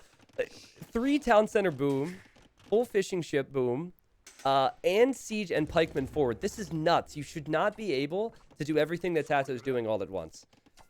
It's a very good point. The spears are out. They're putting pressure onto this barracks here from MBL. MBL in response, just about to hit Castle Age. What can he do? Is he going to go... You don't want to go skirmisher defense in a 2v2 against spears. I think you go monk He doesn't defense. have any other... Okay, I was like, he has no other military buildings dropped at the moment. Yeah, I had to say that real quick before he built the monastery. If I waited for you, then it would have looked like I was just waiting for what he would do. If you go for redemption monks, you can convert the siege, but the problem is redemption's pretty expensive, and it also takes some time to research. So it is possible that Tato could just break through here before MBL has the defense. And oh, MBL choosing to use his spearmen, which are very cheap, to now attack the Mangonel, and that will delay things, but I don't think he takes that out. Yeah, villager repairs. We've got the pikemen in response from Tato. I do want to call out that Tato managed to kill 3 villagers from MBL on the wood line with his Mangonel. Yeah, that's also huge, especially Ring around when the he Rosie. has the eco lead. Yeah, I mean, great defense from Tato. I also love how the Ram was doing damage to this barracks the entire time, but also I think successful delaying tactic for MBL as he makes stone walls behind this. He needs to hurry up. AI army, one of every siege unit here for Tato. But I actually like that he's kind of using some amount of diversity in his siege units here. He's got the Scorpions in response to the infantry. He's got the Mangonel for the range pushes and to prevent walling. And then he's got the Ram to just more effectively and efficiently push through those walls to actually look and deal damage. But MBL with stone walls to follow behind all of that. There is no better defensive player in the game of Age of Empires than MBL. Yeah. And that's who they're choosing to pressure. Yeah, they're pressuring him while Viper full boom. So yeah, kind of his turn to be the one who could carry later. But I do have some concerns over what Persians will do. If you go into Knights with Persians, that can be countered by the pikemen. So the pressure should continue to come in from Tato. What's impressive is he does have the villager lead throughout all of this. Down 4 TCs. Yeah. And you've got to transition into farms now, Dash. You have to focus on production and micro on the front. I mean, this is just... It's a lot. There's not many players out there who would even try and do this amongst the high level. Normally you go 2 TCs at the start, but 4 is crazy.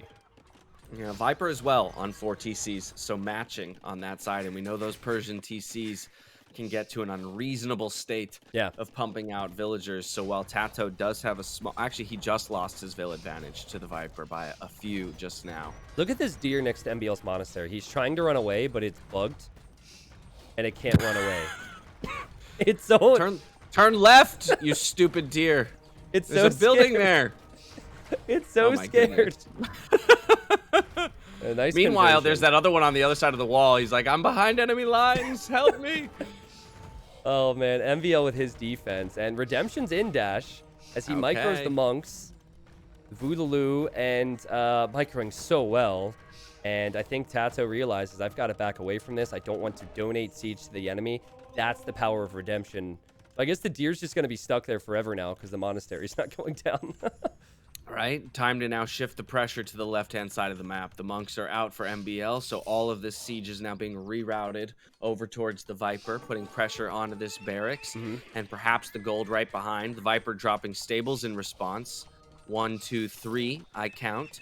So we're going to have cavalry coming out soon for the Persian player. Yeah, I kind of like the approach that both teams are going for here, and I've liked that for most of the semifinals so far. Viper mixing in military, realizing that if they give the enemy time and space, that Celts and Mongols just feel better long term. So he wants to get some room to breathe. Let's see what the coordination's like, though, because MBL's coming in with the monks. If he converts the siege, this is an easy cleanup. And oh my goodness, Tato deletes one. He loses one. He deletes another. And rip to the Scorpions. Goodness. All the Scorpions are gone. They're now turning and putting pressure onto the pikemen. The pikemen are chasing these old men in robes. Oh, that was a great mango shot by MBL. He's so good at the target fires. More? Or sorry, that was Tato. My bad. Yeah, I know. You're not wrong. MBL is good. I'm not wrong on MBL, but it was Tato who still had the nice target fire there. That's what it was. That was an MBL level target fire there. Yeah. How do you like swap it? Teams for a moment. How does it taste? As I don't know. I think this awkwardness favors Spain because LAN is not contributing anything right now. The real risk, though, is Tato's continuing to invest into a push that might end up being useless at this time. Look at Viper's micro against the Pikeman. That's cute. And I think Lan needs to start going up. He's on his way up. And, oh, Viper is? Or... No, Lan is. Right as you say it. He's clicked up. He's 10% on the way up. His first castle is dropped on the front of his base on that hill. So we're about to see Mangadai out onto the map. And with imp upgrades at that. So... It's criminal that we have 15,000 viewers and this is happening again. But chat, my game is bugged. So I can watch the game, but this is the 3rd or 4th time this has happened this tournament. I have no control over it. The statistics are now frozen. So the game's running, but it won't show what people are queuing. It won't show what is happening. So this has been my life for the last 13 months. But Dash, I've seen that a few times. Yeah, we're gonna make it happen. All right, we're gonna we'll rely on you and your expert analysis to tell us what's going on. So Lan is imping, you're saying, and then is Tato as well? Lan is 50% on the way to imp. No, the Viper is the only other person on the way to imp. 25% of the way there. So Lan will hit first, followed by the Viper. The other 2 players have not even clicked up yet. Yeah, exactly. So not gonna restart my game because this game is just about to get heated. Viper, will he commit to Paladin? I guess it makes sense that he will. Paladin into stone walls, though. I mean, it is the best unit, but it's such a huge investment for what looks like no gain because the stone walls here on the side of Tato are just going to completely... Unless, is that a hole on the right-hand side near the cliff and the stone walls? I can't see. Cliff, stone walls, right side. Right side, by the castle. You can't click a cliff. That might be, but I think Viper's actually going to go... for something different. You have MBL making ranges, Viper with a forward castle. I think Viper is hoping that Lan's castles would be trebable, which they're not, and they really want to finish this fast, Norway. Yeah, there's the imp time here for Lan. The other 2 players have clicked up, and they're about even, both 25% of the way there for MBL and Tato. Viper with a forward castle placement, dropping more stables, so he's now up to about 6 stables for the Persian player. All right, and Viper with quite a few knights here. Just to clarify again, because people keep giving me suggestions, like I haven't faced this bug 5 times in my life, or over the last 2 weeks. I can't change anything on the screen. So, if you're telling me to remove the stats, it's not possible. So thank you for the suggestion, but we're gonna roll with this now. And Dash, how quick do you think this damage needs to be from the Viper? Because Lan still has his castles. He's making a few more now. He's even has the Mangadai hitting the Viper. He's exactly where he'd want to be. Yeah, I mean, I feel like Lan should be ultra comfortable in this position. He hit imp first. He sees no siege pressure coming from the Viper. So even though there are lots of knights out onto the map, he can use the mobility of the Mangadai, just run away, reposition. He even double stonewalled here on the front of his base in response to the castle. And with his being the first Treb to come out, it's going to be more of a pressure game for Lan against Viper than it is Viper against Lan. And then cataphracts are great and all, but that's not what MBL is going for. And Tato just walked right outside of his gate, and he's going to go Halb Ram push against MBL, who's dropping a castle right here. MBL's really worried about this. Ooh, double siege workshop for the Kelp player with Rams coming out. If he makes those capped Rams, the imp or the capped Ram upgrade is already on its way. Yeah. So I expect as soon as it's there and there's maybe four Rams across those 2 siege workshops that he'll go for the push on this guy. Nope, not even waiting. Just 2. That's all I need. Yeah, and Viper's going to be needed here. It's really a tough situation when you have to send in Cavalier against what will soon be Halbs, I assume. Tato, yeah. Halb probably on the way. Was this too early? Is what too early? The push? The push, is it too early? Oh, no, move the Treb back. I don't know, Dash. Look at this. The Viper comes in with cavalry here. Yeah. Oh, nope. He's turning around. Where's the Viper going? Well, I think MBO just told him. I think MBO just told him I'm fine. Okay. So Viper felt like he was needed, and MBL is on as you're cutting through the wood line. We didn't get a chance to see it in the previous game, but is Viper going to find any reward from this? The Cavalier running in. Dash, keep me updated on if they're Elite Mangadai, if Viper's getting Paladin, all those things if you could. They are already Elite Mangadai. Big dash as I'm casting with Dash from Viper to break into Paladin. Oh! Lan doesn't Paladin's have enough. Elite Mangadai is in, but it's not enough Mangadai to deal with these Paladin, and the Paladin ignoring the military and going straight for Tato's eco. This is going to enable MBL to win the push on the right-hand side and then come in as support Wow. towards the Viper, who's doing incredible eco damage right now. A big difference between Paladin and Mangadai is that Paladin can do damage if they split up. Mangadai, they have to get to a critical mass and then stay together. So on a choke pointy map, if you wall it up, you can force those fights with a big ball. You cannot do so if those walls are just taken out. So in this case, the wood walls were taken out. Land doing a good job to try and house wall, but there's still Paladins from Viper running in. Yeah, he panic walled on the north-hand side, but there was a little bit of a hole between the wood lines there, and now the Viper is in on Land's gold as well. So there's just eco damage on both sides of the map, and that buys MBL precious time here to establish a military presence on the right-hand side. He's now pushing back. What were those siege workshops here from Tato? Tato with a few trebs, though. Actually, 3 trebs coming forward. He could catch MBL off guard here on the right-hand side. Yeah, Viper's raid was good, but they did that because in a straight-up fight, Mangadai Halberdier Siege Ram should kill them. And so Norway now on the back foot after that little raid, and 3 Celt Trebuchets plus capped Rams means that MBL, I don't care if it's a Byzantine castle. That castle, it's going down dash, and MBL has no defense for Mangadai. Yeah, that castle goes down. We see a pack of Paladin on their way towards the south here from Viper, trying to help out his teammate. But the mass, that critical mass of elite Mangadai that you were talking about for Land does exist already here on the right-hand side. Now looking to defend against the Paladin with Halberdiers in tow. This is not looking good for Viper in his defense. No, the trade is right here, too. So Viper, it's an expensive loss for him to take. He's up against units that straight up counter him. And look at Tato with more Halberdiers. I'm not even sure those helps would be needed. That's how strong Spain's, position is. I thought of Norway's position and thought Pain, and then I looked over and saw Spain. Can they do anything else, Dash, before the trade is lost? I don't know. Spain is bringing the pain, as T90 was getting at just there. A few crossbows here for the Byzantine player, but not even on Arbalest just yet. And in fact, producing elite skirmishers as the only military for MBL right now. This push is looking unstoppable on the right-hand side. Yeah, you boom for an hour, then you can maybe get to elite cataphract, but I don't think that's realistic at the competitive level. A Halb Ram is so fast. It comes in so easily. Tato's boom was so good. Our stats might be bugged, Dash, but I imagine in a game that's actually running, the score lead is for Spain, and this could be a much-needed victory for them if they can get into this trade. 1,000 score lead for Spain between the two teams right now. Siege Ram is about 20% away from being completed for Tato, and when that comes through, it's just going to double the pace of their pressure here on the right side. This pack of Paladin coming in, looking to deal with the pressure in this moment as Siege Ram comes in. This is the last stand here for Norway, it feels like, as Viper dives in for the Trebuchets, only manages to snipe one before it looks like the Mangadai will clean up the rest. And of course, there still is that Halberdier pressure on the front, and the castle looks to go down. Ooh, castle, at least on my screen, staying up there. It is. I see 4 siege rams. Yeah. grouping up, and it doesn't look like it's gonna stand much longer. Is more what I'm getting at here. Also, Mangadai from Land, he tried to break through in the middle. No, what's so crazy is they could just break down the palisade walls and run in, or you can do this. Yeah, Land's gonna run right past that castle.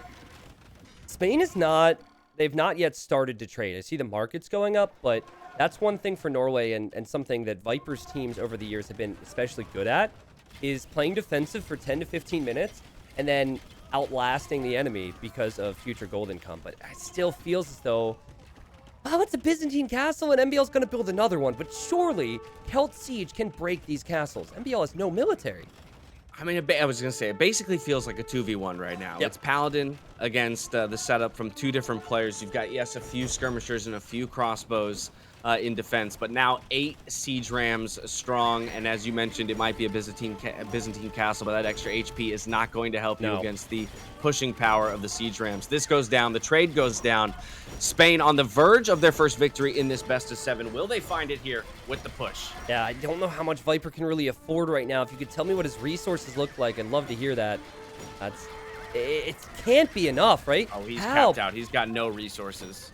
Yeah, and they don't have enough trade running to begin with, so even if this was cleared, good luck making enough paladins to deal with the Mangadai. Yeah, 57 on food, 30 on gold, but it's not enough. The resign comes through. Spain putting one on the board. Yeah, and it's what they would have wanted with their home maps. Chaos Pit, we saw what strategy they were going for. Norway was great against it, but what went wrong for Viper and NBL in this game? It really felt like they were constantly reacting and trying to find a way to break Spain, who just had a better game plan.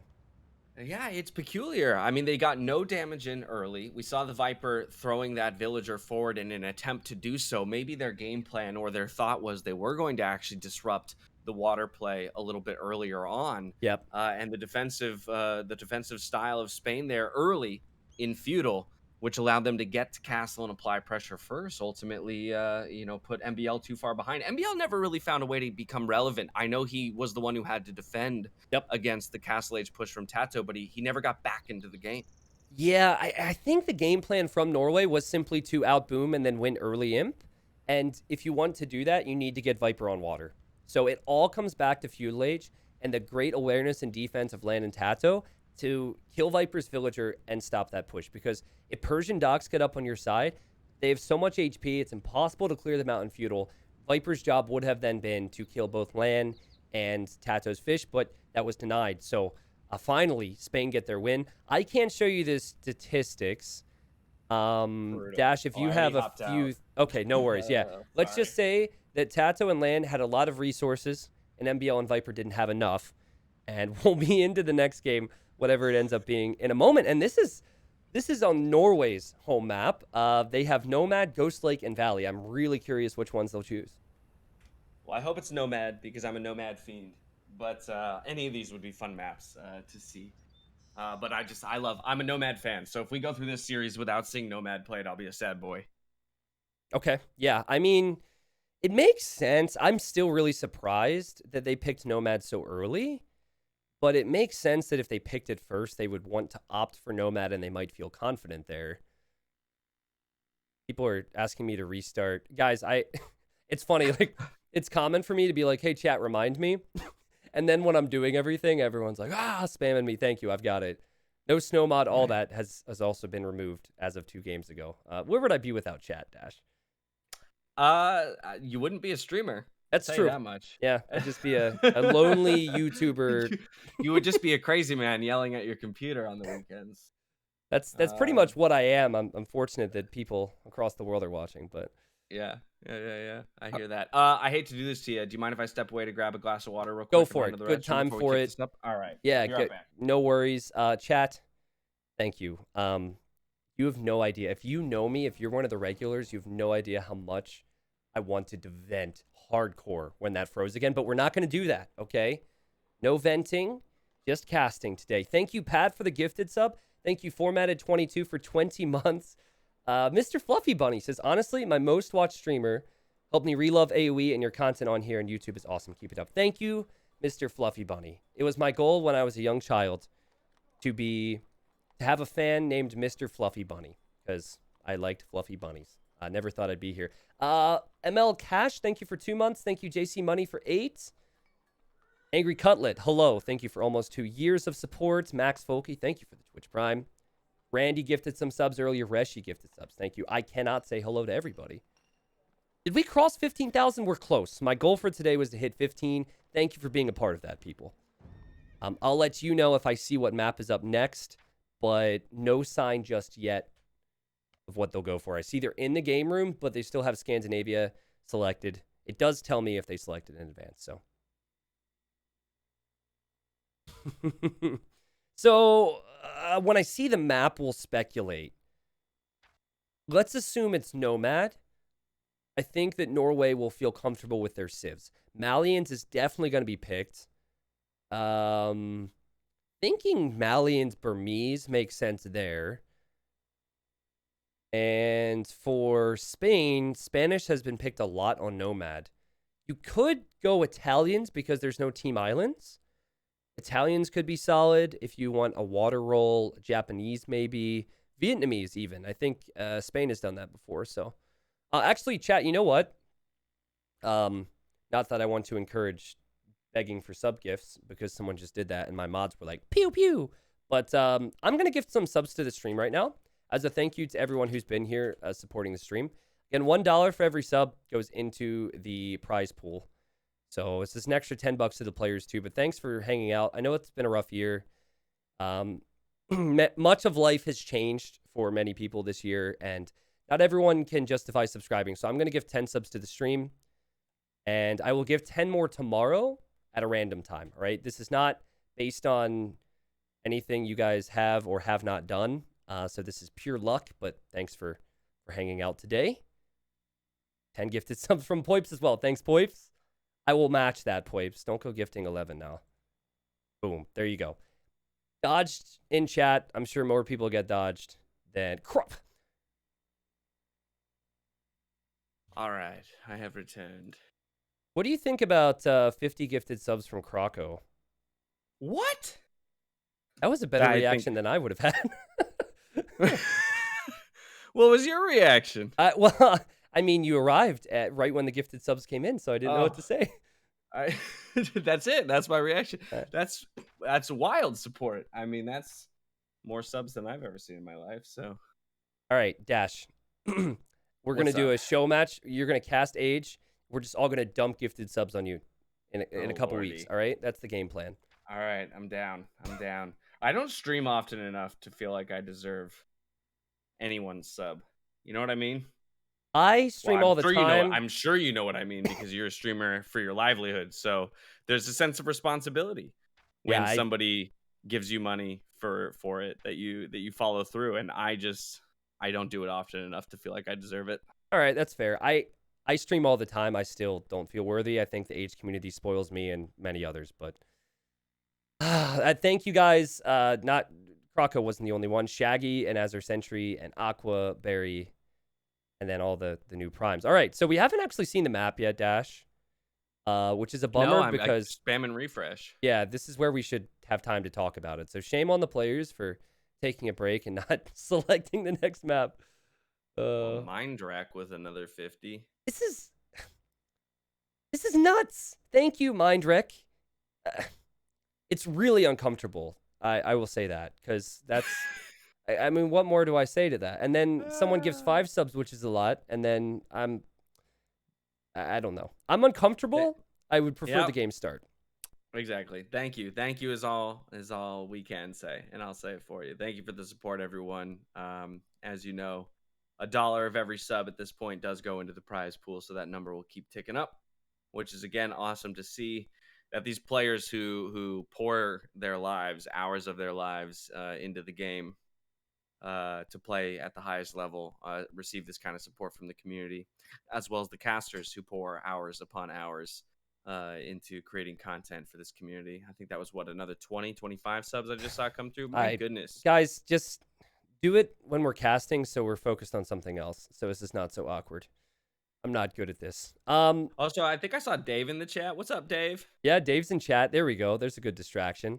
The Dave emote for all the subs has a Santa hat for the holidays. So it looks quite nice. I'll admit it.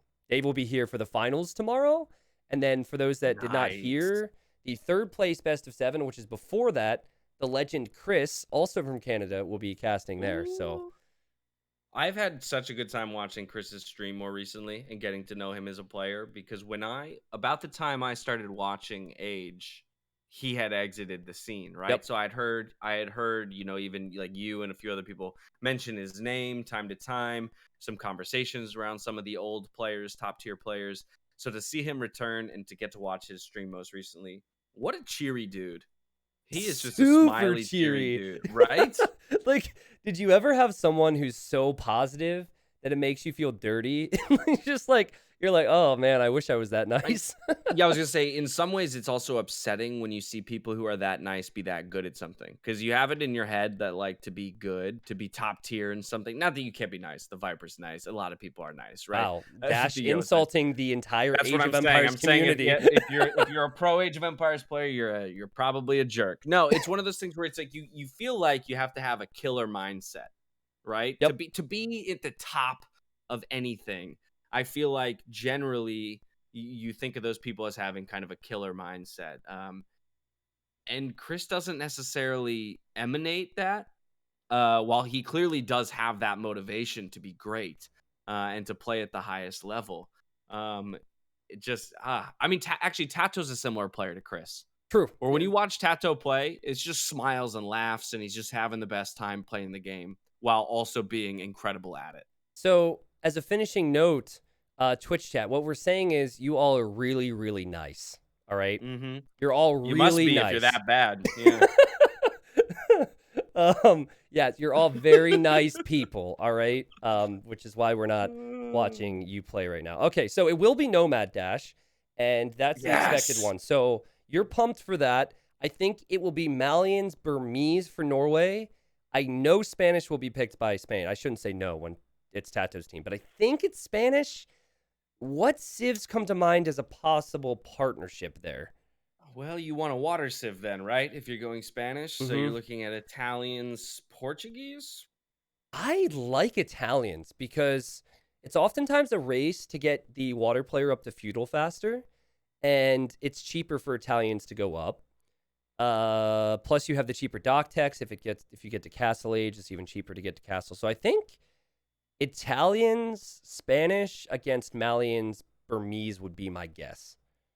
I like that. I like those guesses. I just noticed that we didn't have Team Islands on in the map pool for this series as well. Yeah. Which So is where I would have expected Portuguese to be played. But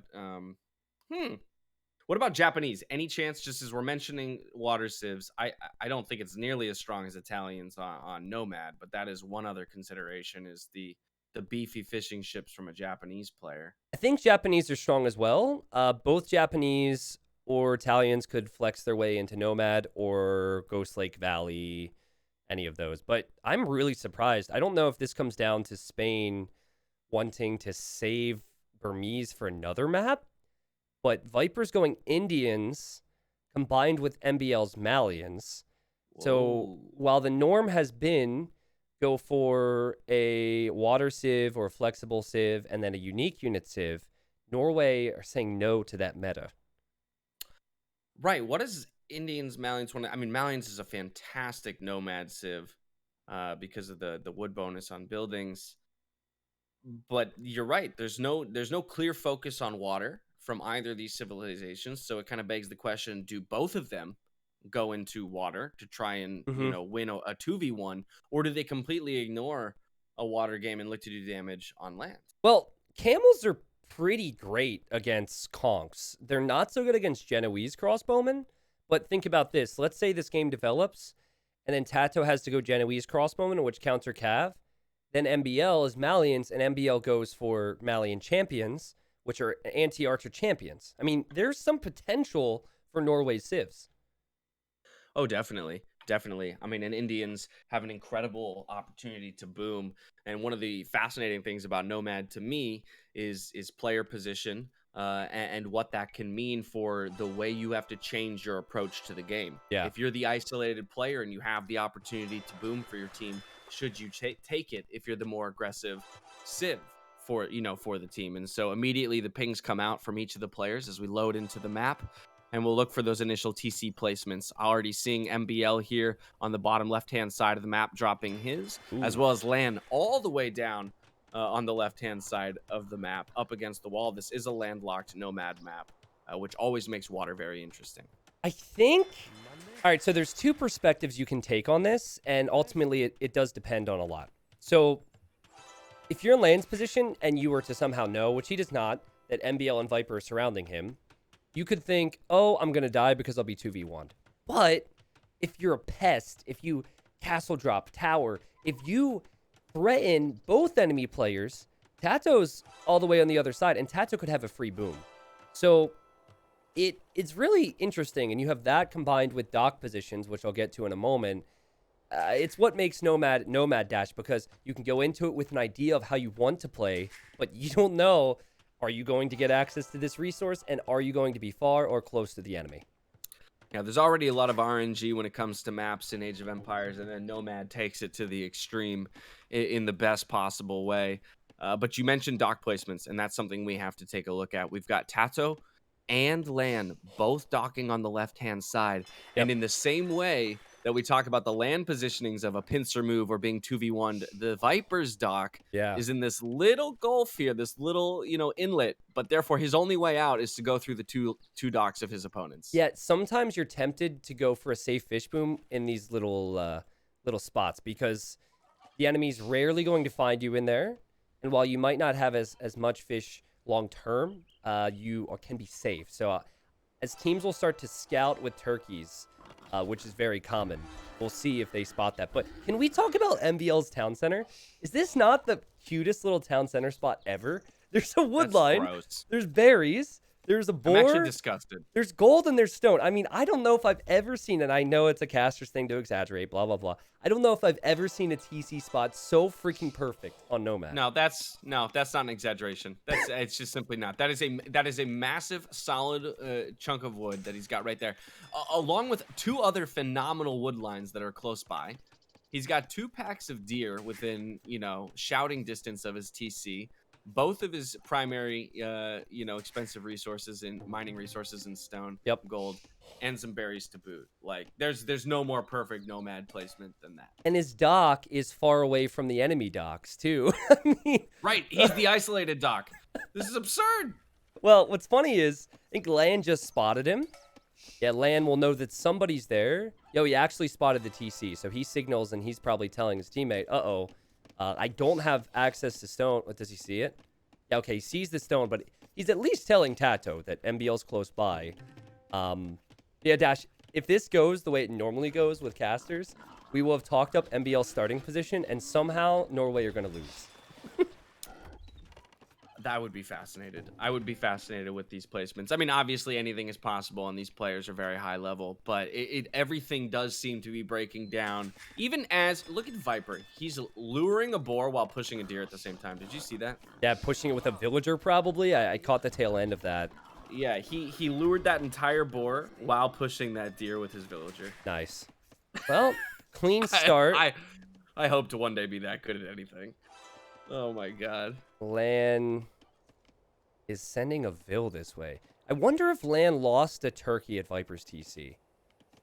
He lost a turkey when Viper came to lure his first boar. That was on the hill that Lan's villager is on right now. Okay, so I think Lan paying close attention to that and must know that both the enemies are over this way. But I'm not sure why he sent the Vil all the way around and is now sending it home. Maybe he thought the town center would be closer. Yeah, I'm checking back in. So he does know where MBL's TC is. Yep. But he does not know where Viper's is just yet. So there's also a possibility that he assumes when he lost that turkey initially that it was to MBL and not to Viper. We'll see. On the flip side is MBL sending a Vil to the left, which I believe will be a dock Vil. And that will give him an opportunity to take out Tato's fishing ships. But yeah, MBL does not seem to really know that Lan's over here. And then you look at Viper. Viper had not scouted much at all, actually, which is why his score's so low. And Viper also does not know. So there's potential for Lan. I don't know what the strat would be exactly, but there is potential. Yeah, taking a look at the Vil counts, we've got Viper with a small lead, 24 eco units to his name, grabbing Loom now, which might indicate that he's looking to push to feudal. Yep. We'll bring in... he might also want this boar, because that's a long-distance boar lure on the other side of the wood line, but he'll bring that through. He's on his way, and he'll be the fastest. This is not a build that takes him to some type of fast castle. And it probably means he's then going for scouts, because it'd be uncommon for Indians to go for water play. Yeah, he's got 6 fishing ships in that little gulf. MBL did just scout Tato's dock there and pings it, so he's going to drop a dock of his own. He's also on his way up to feudal, so both Norwegian players are on their way to feudal before their Spanish counterparts. This could get ugly for the fish on the side of Spain because both docks are next to each other. Yeah, I think Tato's idea was to go, Lan's got a Vil over here still. I think Tato should go for the water roll here. That's the idea with these civs. But his Dark Age must have been way off. I mean, this is such a late time, it almost makes me think it wasn't his game plan. Maybe he wants to go fast castle into Genoese crossbow, or maybe this is just not Tato's game so far. Yeah, he does have 2 docks out onto the map, so investing heavily into a fish Yeah. boom. He's got 2 more queued at the moment and still not clicked up to Feudal. Viper's about to be there. Yeah, so it's got to be intentional then, Dash. And Lan, this sucks for him because he wants to have safe fish so he can get the food to go Castle Age and make conquistadors. But maybe Tato's thinking, I'm pretty far away, so if I'm far away from the enemy, I can boom on land and get to something. I like the wall off there from Tato because you can't cross there, but expect MBL and Viper to gain a massive lead. Yeah, that little amount of walling actually, it achieves so much, because even though he's not fully walled on the other side, it's going to force so much time for military to make its way around there, and in essence, be an effective wall. Yep. By virtue of that. We got fires, though, on their way out here from MBL, about to complete, and when they do, we're going to have to take a look at the defense here from Land, because he's going to be the one charged with it, being the only player in Feudal at the moment. He is going to have to go full-on YOLO market abuse and pray to the gods of AoE that Viper does not find him with scouts. Because if Viper ventures over here, then Viper will take land off stone, and then the game plan's ruined. So he needs to probably send more to gold to buy food as he's using the market, and hope Viper does not hit him. The fishing ships are going to go down, and Tato will lose some as well. This is meta for Nomad. It's meta to have one person go water this early. Tato just too late to Feudal Age. Yep, just hitting Feudal Age now. We've got Land clicking up to Castle after that market abuse. Take a look at the north-hand side of the map. MBL dropping yet another dock. Ah, wow. Looking to kind of cut off the retreat here from Tato as he relocates all of his fish to the northern side of the map. Yeah, Tato's done a really good thing to... I think he's doing this because his ships are so cheap, but he's mixed in a lot of fishing ships expecting to lose some of them. Here's the Viper as Tato's making a blacksmith. That will be followed by a market as he looks to go up. And you know what could happen? If he goes Castle Age before MBL, maybe Tato loses his fish, maybe Land loses his fish, but then Tato could fight back on water and take out the Norwegians on water. Yeah, Land heavy on stone right now, so definitely looking for a castle drop as soon as he hits castle, 50% of the way there. MBL's unit production, though, on water is just insane right now. 3 docks producing consistently. You've got Tato on his way to castle with only 1 fire ship producing. I mean, they're going to lose essentially all of their fish by the time they make it to castle, so it's all about that retake that you're talking about, 290. Yeah, and just can you get the upgrades? It's cheaper with Italians. And what type of damage is Viper able to do? Is Viper will click up to Castle Age first, but you know what? I think it's really bad on Viper's part to not be looking for Land. You know Land's not going to have military. I think instead of damaging Tato, since Tato's kind of already behind, maybe you should be focusing on finding Land's spot. I mean, he's looked at most areas of the map. Maybe it's just unlucky, but Land is right next to him. Yeah, he did get a Vil pick with scouts over at Tato's base and forced him away from one of his wood lines. But as you mentioned, Tato's not really threatening anything else. So what's the advantage of hurting a player that's got no military presence as is? Instead, you've got a Spanish player who's just about to hit the stone and drop a castle on MBL. How ballsy do you get here? You get as ballsy as it gets, and you have to send the proper amount of villagers, Spanish villagers, to build faster. No reaction from MBL. No response. This is amazing for Spain. Oh my God. He's paying attention to water right now. Yeah. 50% of the way up is this castle. We talk about perfect TC placement, but what's perfect TC placement on Nomad if you've got perfect castle placement to follow, T90? He's going to lose his whole base. He might not even make it to Castle Age with that town center. I mean, Land is so low eco, it's ridiculous. He has 2 farms. He's got villagers on berries right now. If Viper would have applied some pressure here, it would have been incredible. But I think there's now potential for Tato to fight back on water, so we have to pay very close attention to that as he's redocking. War galley upgrade on its way for Tato, redocking closer to MBL's fish in the north-hand side. And now Viper comes over here. Land has prepped walls, and I think the score has a lot to do with the KD and the amount that MBL has on water, and you would assume now, as long as Land rewalls this... All right, Land's going to take losses there, but you would assume that it will get a whole lot closer if Tato fights back on water.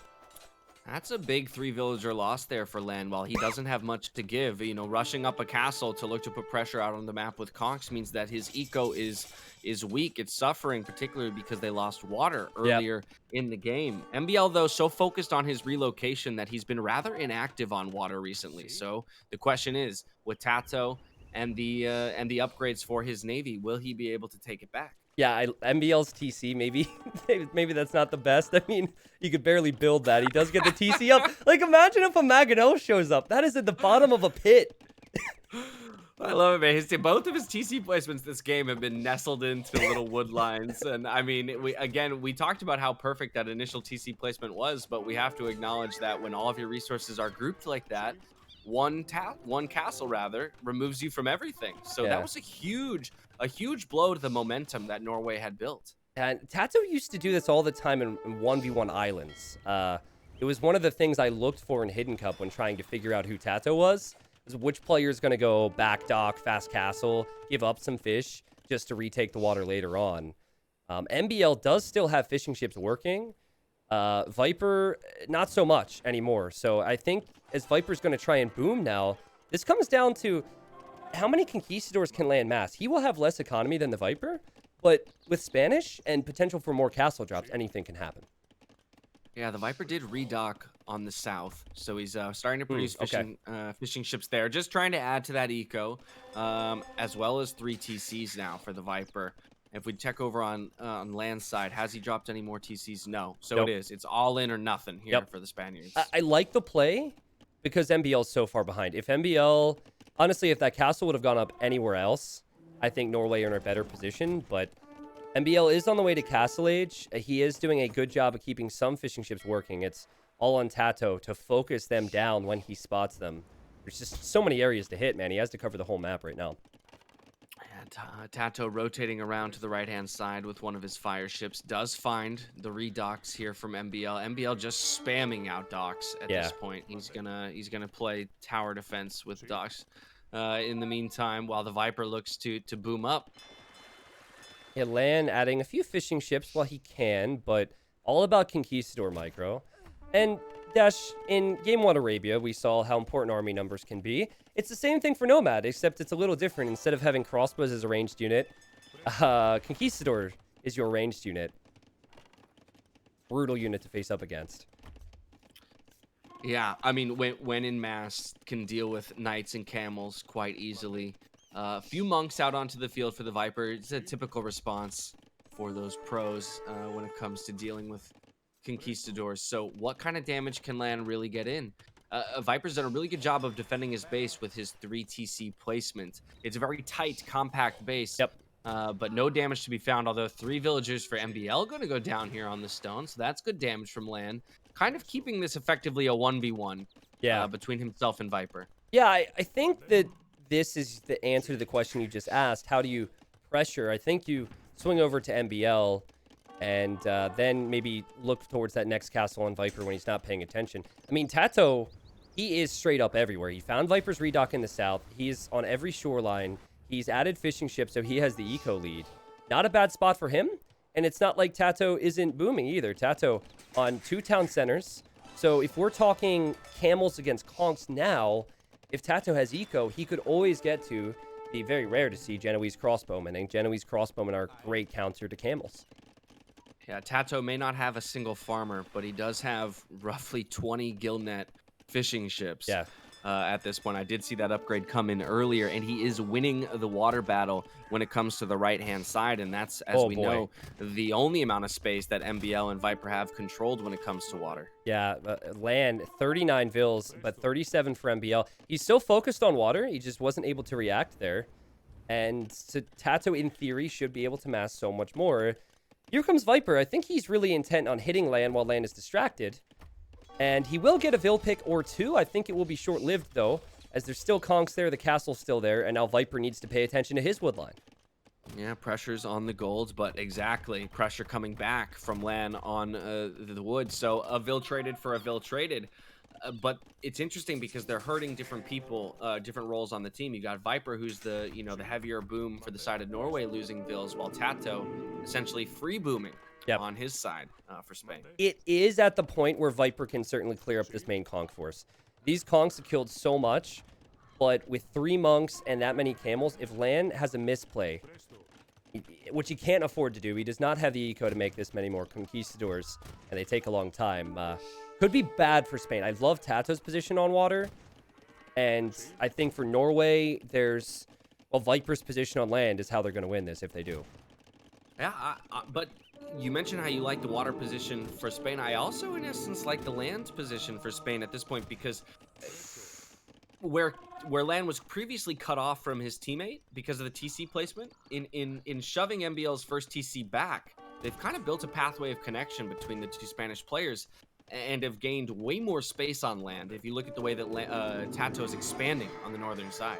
Yeah, Viper with pretty big misplay. He lost 3 monks a moment ago, but the camels, they have upgrades. There's enough of them, and they're able to chase down these conks, and this will be a good cleanup. But you're definitely right about the expansion, and I foresee Tato going imp soon. I haven't actually looked at his resources. Let's see. Well, I might be a bit off on that. Maybe he'll click up around 31, 32 minutes. But with 32 on food, and it being cheaper to go up to imp, there's not a lot to stop Tato from going Imperial and switching on to land. But credit to MBL. MBL still has been focusing on water. MBL at 53 villagers now, which is well ahead of where land's at. Yeah, that's actually an impressive eco advantage that he's built up. As Lan has yet to drop another TC, moved on to 2 castle production of the Conquistadors. He does have that forward castle now on Viper's TCs, so taking some space there. Yeah, I actually... I'm sorry, Dash. I'm getting too excited here. I actually had to do a double take. I'm like, wait a second. I thought MBL's TC went down. Oh, wait, that's Viper. So I guess while he was losing his conks, he just went boop. And now Viper can't take his gold. Viper in an awful position if more Conquistadors end up coming out. Right, he may have 74 villagers, but he's now got 2 TCs that are under direct threat here from castles and Conquistadors. And then at the same time, you have to keep checking back in with Tato, now at 93 eco units. A little bit messy when it comes to his fishing ships around some of the docks, so he needs to take a moment to clean that up. But like you said, with cheap imp upgrade requirements, he's just about there in terms of resources, could click up at any moment. Dash, I don't want to overhype things, but it's looking like that 2-2 is possible for Spain. I mean, it was a rough start for them. They almost won game number 1 after falling way behind, and game 2 didn't look good. It just seems like Norway was better every step of the way, but Spain looking like they're in a perfect position now. If Tato can just click up to imp, and he's about to, he has a castle already for the Genoese crossbowmen. What on earth can Viper and MBL do against mass Conquistadors and Genoese crossbow? Compositionally, that sounds impossible to beat in a lot of ways, unless you just have sincere, mass advantage when it comes to numbers. Yet another TC being dropped by the Italian player in Tato, just grabbing more and more space on the northern side here. On his way to imp, 20%. No one else on their way just yet. So it's going to be a huge, huge power spike for Spain when he hits the next stage. Now, there's a lot more eco expansion for MBL, so I think if he can get upwards of 100 vills, then he's able to get into champion, which I think is the answer. Maybe not against Kongs, but just ask Canada how they feel about Malian champions on Nomad. It was really good a couple weekends ago, but it lands micro. Was that the game where Chris just spammed champions the whole game? Yep. And somehow they won? Yeah, that game was nutty. I remember that one. Yeah, it was against Poland, a very good team, so... I felt like they had no business winning that game, though, and then they did. I mean, it was wildly impressive. But here's a question for you. At what point does Lan need to take his foot off the gas from a military standpoint? Because you mentioned MBL and the expansion that he's currently undergoing. He's got no military to supply to the Norwegians, but Lan is falling further and further behind when it comes to eco. He honestly has balanced this perfectly. I think it's been absolutely perfect, because if he tried to go for TCs earlier, he would not have been able to do this much damage to Viper, and Tato wouldn't have as much time. So I think it's been perfect. He's on 3 TCs now, and he's suffering with Conquistador production. So just imagine what his eco would look like, or his conk number would look like, had he switched off earlier. I think this is kind of expected when you go for a unit which is very strong, but super pricey. Let's see here, Tato just about to hit Imperial. No one else has even clicked up still. A castle in response, though, for defense here from the Viper. I love the placement here on the top of this hill. Just going to try and buy himself some breathing room. But another castle dropped by Tato, grabbing more space. Imp upgrades on their way. Siege Workshop next to that. MBL is going to struggle to defend against the pressure that's about to come in from the northern side. Yeah, if he can get enough food income's the answer to get champion. But I think you're probably going to have It's natural to get chemistry if you're going Genoese crossbow, and if Tato's doing that as it's now coming in, he could always just mix in hand cannons with the Genoese. So their best unit might actually be Skirmisher, which sounds ridiculous, but then Italians have answers to that as well. So props to MBL for his persistent threat on water, realizing that Tato's eco is so good because of the fish dash. But if Tato reacts to that and continues his push, everything's going to start going wrong. And is this a ballsy forward castle? It is. He's just going for it. This is a resigned castle right here. This is a 105 with the Genoese crossbow and coming in. We do have those elite skirmishers that you were talking about from the Viper to look to defend against this castle placement, but I don't know if there's enough of them there to stop this castle from going up. 40% of the way done already. Yeah, the Castle Age elite skirm. And if you choose to take out the Genoese crossbow, then you have to take out the... You still have to take out the Vils. So that's enough villagers from Tato where the castle goes up, and Viper and MBL both constricted massively. They're going to continue to run out of space. There's Trebs from Tato, so he's taken out that what used to be that little Nook TC from MBL. This next TC is also the Imperial Age TC for MBL. Oh, Lord. The one that's being shot by the... Okay, no, not that one. Is it? Wait. It's the one being shot by the castle. And if they want to take that out, I think it will be a bit too late. Depends on how long it takes Land to get here. Yeah, that bombard cannon, not quite there in time. 90%. He's going for Vil kills instead. I think that's a reasonable choice without knowing which one is the MTC. It is. Yeah, it's the right play. The TC will eventually go down anyways, so take that out. And here you've got to start thinking about a bit of a transition. If you're Tato, elite skirm for Viper would counter the Genoese and also counter the Conch. So you need infantry or cav. Cav probably not on your mind against Indians. This is still winnable for Norway. MBL has a lot of economy, but Tato, another castle drop. Yeah, I mean, a great pressure coming out of the Spaniards. They have pushed all the way across the map, in effect disconnecting the two players for the side of Norway. Yes, the longswords are on their way out, but Lan has now repositioned his conquistadors so that it's gunpowder units against infantry on the top-hand side, and then you have the Genoese and the castles against camels and some elite skirmishers on the bottom side. The concern I have for Spain is just Lan's position. They're doing damage to MBL and Viper, but Lan doesn't have any room to expand to, so they need to constantly be asking questions of the Viper. There's Lan with a defensive castle. Wow, that's ballsy. Because if Viper sends its units over here, then they might not need to worry so much about Lan. Wow, the skirmishers here for Viper could maybe pick off the bombard cannons. This is what I'm talking about, though. Those skirms want to be on the other side right now. Yeah, you now have some condottieros out onto the map as well from Tato to defend against those skirmishers. Interesting position because Lan nowhere near clicking up to Imperial. No. Feels like he's forever castle at the moment to keep the pressure game up. But Norway is actively dying to the pressure right now. They need to find a way to relieve some of it. Yeah, you have mobility with the Conch. So Lan says, okay, that's cute. You send skirms over. I'm just going to run away. And MVL, we called it, had the perfect town center spot at the start. And he has lost more town centers in this game than anyone somehow.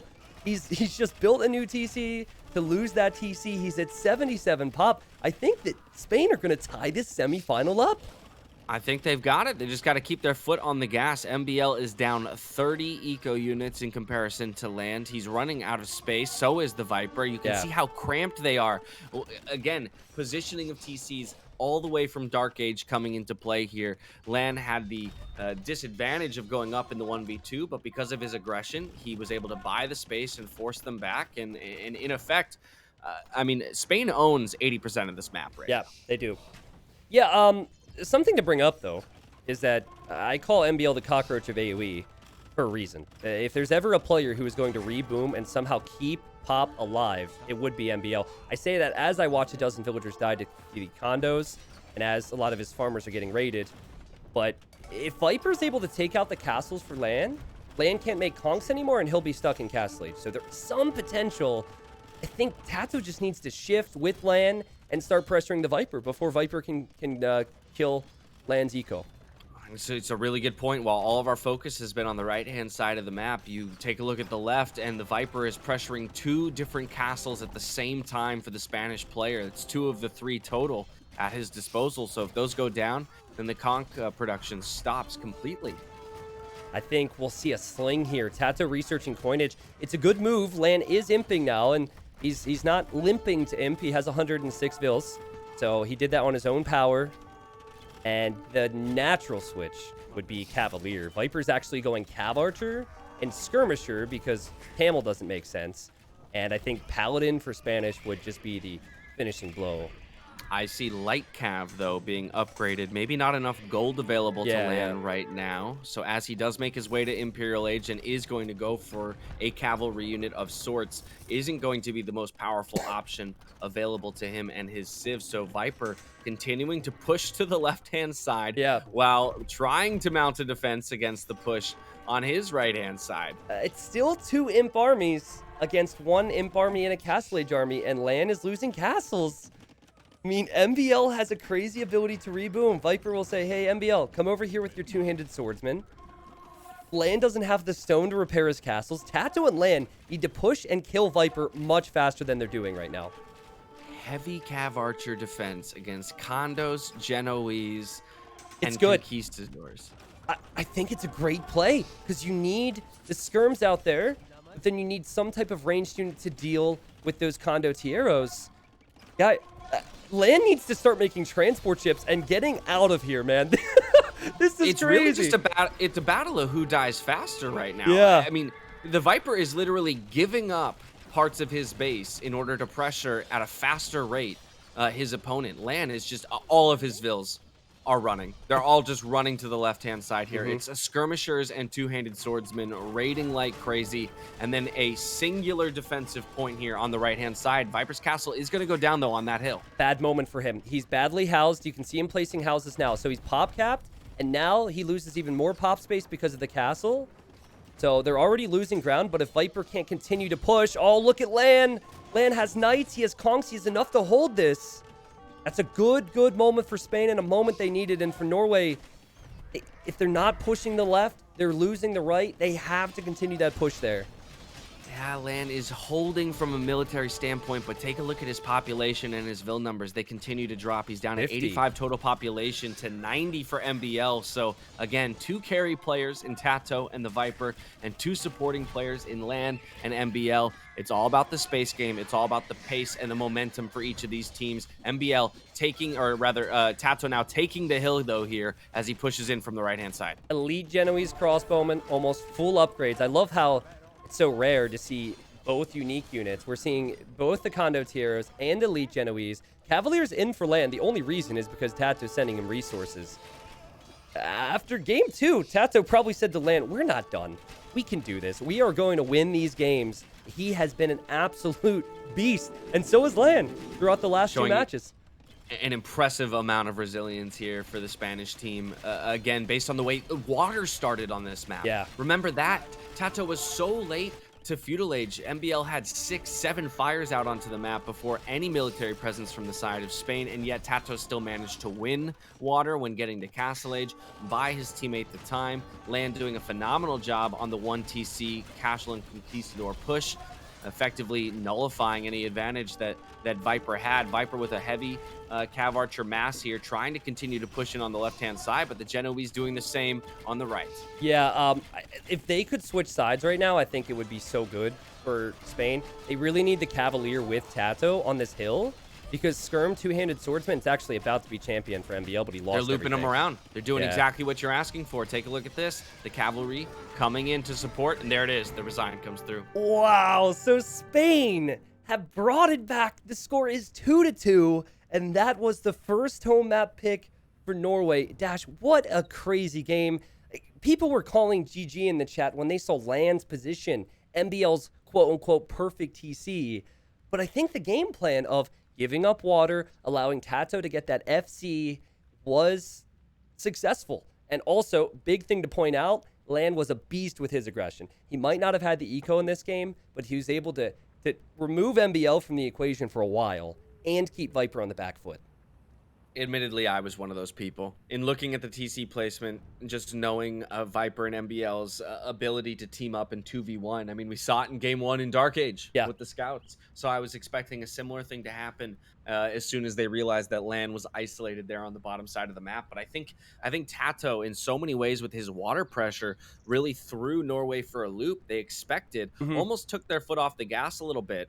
With the presence that MBL had, thinking, okay, we've got enough fires on the map, we've completely won water. Let's transition to a boom and let's out boom and beat them in that fashion. And then Tato, with the upgrades in Castle, winning it back, and then Lan, as you mentioned, swinging in with those conks, dealing incredible damage with his first Castle placement. It was ballsy, but it was effective, and then pushing on to Viper from there. A little bit unlucky for Norway, right? If Viper would have known that Lan was to the left of him earlier, I think we would have seen a tower or two on Landstone. He didn't have much available. Uh, it's so hard for us to say if it's a poor move because you never know on Nomad where someone's located. If that's Arabia, that never happens. But yeah, the castle's difference. 1728 for Tato. He essentially overmade fishing ships, which are cheaper with Italians. So he could lose a few and then kill the fishing ships of the Viper and also MBL. But I think every player in that game played extraordinarily well. No one's playing bad today. We have the best of Norway, the best of Spain, and now we go to another home map for Norway. 2-2, all tied up. This is going to be a long one, but it had promised to be just that, and an exciting one to say the least. But fatigue is going to come into effect here in this series. Mental fortitude is going to come into effect with the swinginess of it because you had a 2-0. Now you're evened up at 2-2. If you're Norway, you might be sweating a little bit in what you thought may have been an easier matchup. Yeah, you played meta on Nomad, and the strategy from Spain, it pulled through there and got them a victory. I'm curious, man. I think Ghost Lake and Valley, they're not typically maps where you can go for something wacky. Now, there's variation. So if you go, like, do we have Kumans here somewhere? Yeah, okay. So Yes. I would expect to see Kumans on either Ghost Lake or Valley for Spain, but it's wacky and unique, but also expected. So I don't know if Spain need to switch it up too much. What I'm really excited for is the fact that we have Team Acropolis as an upcoming map if Spain does lose another game, and we have seen so little of that map. That's always an intriguing one, just because of base layouts and when you choose to exit the hill, right? Yep. Do you go even with your very first lumber camp? Do you go to take space, or do you play more defensively and expand later into the game? I do want to call out one statistic from this last game, which is just the number of buildings killed or raised by Tato. 98. What? He killed 98 buildings in that game. That's crazy. Yeah, I mean, The next highest was 12. It just shows you how much pressure Norway was under through the middle to later stages of that game, when you're losing buildings and having to constantly replenish not only military buildings but eco buildings, TCs, that kind of perpetual motion. It just keeps. I mean, MBL never got into the game. Yeah. I would venture to guess that 50% of those buildings were MBLs and 50% were Vipers, but it effectively kept MBL from ever making it back into the game. Oh boy. Barracks keep going down. Okay, so it's worth reminding everyone here that we are playing on last month's patch. So recently there was a patch. It was actually launched in the middle of the tournament. By the way, enjoy the gifted subs. I'm too hyped. I have to gift more. I'm sorry. Enjoy.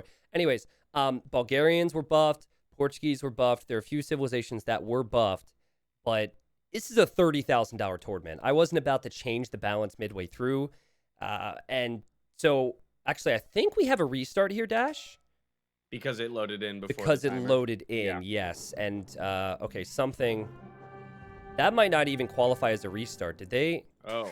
I'll A find drop, out what immediate drop. Robo hears from them. But anyways, we have Bulgarians for Norway, which is on their draft, and not quite as strong on last month's patch.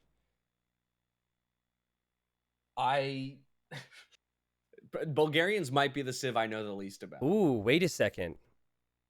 Wait a second. Lan went Spanish, which they already used. Oh. So... Ooh. What do you do there, though? Because now you've seen civs of the other So, team. according to the rules, if you do that, then Norway gets to... So, you get to keep the other civs. So, Tato had Portuguese. They keep Portuguese. And now Norway gets to pick a civilization to face up against from that draft, which is horrible because it's a best of 7. It's 2-2. Oh. And so Norway, they can completely ruin a game plan coming up. Like Portuguese is probably an archer role, so they could just give them Portuguese, Vietnamese. What in the world? That's such a weird mistake. Okay, first of all, I'm already seeing responses from chat saying, no, that's horrible, blah, blah. That rule is the best way you can deal with a situation like this. So Okay. I'm just going to throw that out there. I want I, everyone to know that, one, there's never, when something like this happens, not everyone's going to be I happy don't with the outcome, and that's the nature of it. I don't But like that's the rule if it's like that's what's set in stone for like a clear mistake. It could be down to the teams to discuss it. Like Robo totally. says Spanish equals Slavs and then game started. So if that's the case, it could have Okay. been, and we could figure it out later, but maybe they said, Cool. hey, we meant to pick Slavs, and I'm Well, okay that's with awesome. continuing. That's up to the players, right? But it looks like it'll be Slavs Portuguese, and I have to restart my game again, but we'll be in just a second. Gotcha. Okay, Slavs Portuguese. Let me go ahead and I mean, look this up. alphabetically, I guess he meant to pick Magyard. Alphabetically, it's pretty darn close. Thank you, Right. thank you to Major Gill and Dutch Class and Rogue and Surrender and Chris. Thanks for the subs. Who do you have, Twitch chat, in the next game? I think Norway responds somehow, right? They've gone down 2 games. It's very much like Viper and MBL to find a response.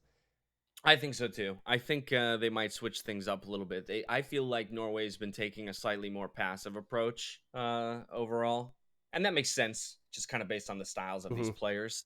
That they'll look to play more defensively, maybe get that early Vil pick or something, but then just kind of roll it forward into an eco advantage and outplay in the late game, as these players are so capable of doing. But I think having taken 2 losses in a row here, they might try and accelerate the game a little bit and find something early. Bulgarians for Viper, you got to imagine he's got a solid game plan here. Yeah, I've always felt like Bulgarians were underrated. It was picked rather late. In best of 7s, there's so many civs you have to pick. So, by the way, I'm pretty sure it was Norway's decision to not use that rule against Spain. So Norway essentially said, and fair play to them, if we're going to beat Spain, we want to beat Spain straight up. We don't want to win with that rule. We trust that it was just a misclick there, even though I think Norway could have actually taken advantage of that dash. So that's actually epic. Of course, Tato, Lan, players that they know very well. So Viper in the blue, I'm catching up to speed. He's Bulgarians. And then MBL here, he's playing Vikings. And then up against MBL, far, far away, we have Tato playing Portuguese. And Lan is playing Slavs. And we're all caught up to speed. Lots of scouts forward. So Viper unable to find any sheep to steal. And it's possible for Tato to steal some sheep. But is MBL really walling already? I mean, He- I guess he is doing it. We see the Palisades going down. We're 3 minutes into this game. Okay, so this is interesting because it's pretty known that MBL likes to wall. We saw in game 1 what MBL could do with walls and a free boom.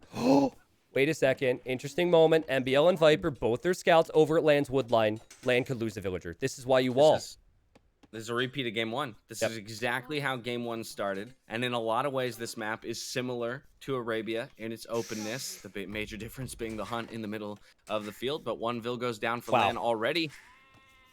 Yeah, I mean, that's a Vil down. And also Land had to research Loom, which puts him even further behind with total Vil numbers for the time being. So we saw how much of an effect it had in game 1, as you said, Dash, and Norway very well known for that. I guess MBL will be happy. He has not lost a villager because he researched Loom, and he'll be fully walled in this game. There's no doubt in my mind. Now the question is, how early would the barracks go up for the Viper? If you've already gotten 1 Vil kill, you've forced Loom, do you look to throw a barracks up early and continue that kind of pressure? I wonder if Or Viper do you just loses wall this and go Vil. to castle? Viper researched Loom at the perfect time. He just spotted that Spain had their scouts here, so now his Vils are armored. Again, a really good play from Norway. I don't know if Viper goes for a barracks dash. I think that he might, too, be thinking full wall. He might be thinking about going scouts, but barracks this early might be something Tato's considering, but Viper, I'm honestly unsure. MBL's basically done with his walls at 6 minutes into the game. The whole front-hand side of his base is walled. He's already got a villager moving to the back side here, and he'll complete that up.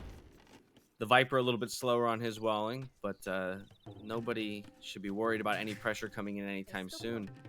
Honestly, I would not be surprised if MBL goes for straight fast castle. Yep. And Viper does the same. Yeah, you have a decision to make if you're Tato. You've seen what MBL's up to. You know MBL's reputation. So the scouting's good there. Wait a second. MBL, the guy who once called himself the Boar Whisperer, has walled out his elephant. Wait, what? Oh my god. Wait, is he looking? Okay, he's going to look for it, and then he's going to delete the wall, take the elephant, and then just re-wall it real quick. That's fascinating. Okay, so anyways, you have a decision to make.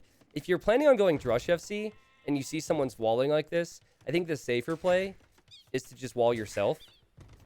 You should be better off economically because you had more villagers working. There goes MBL. Never a doubt.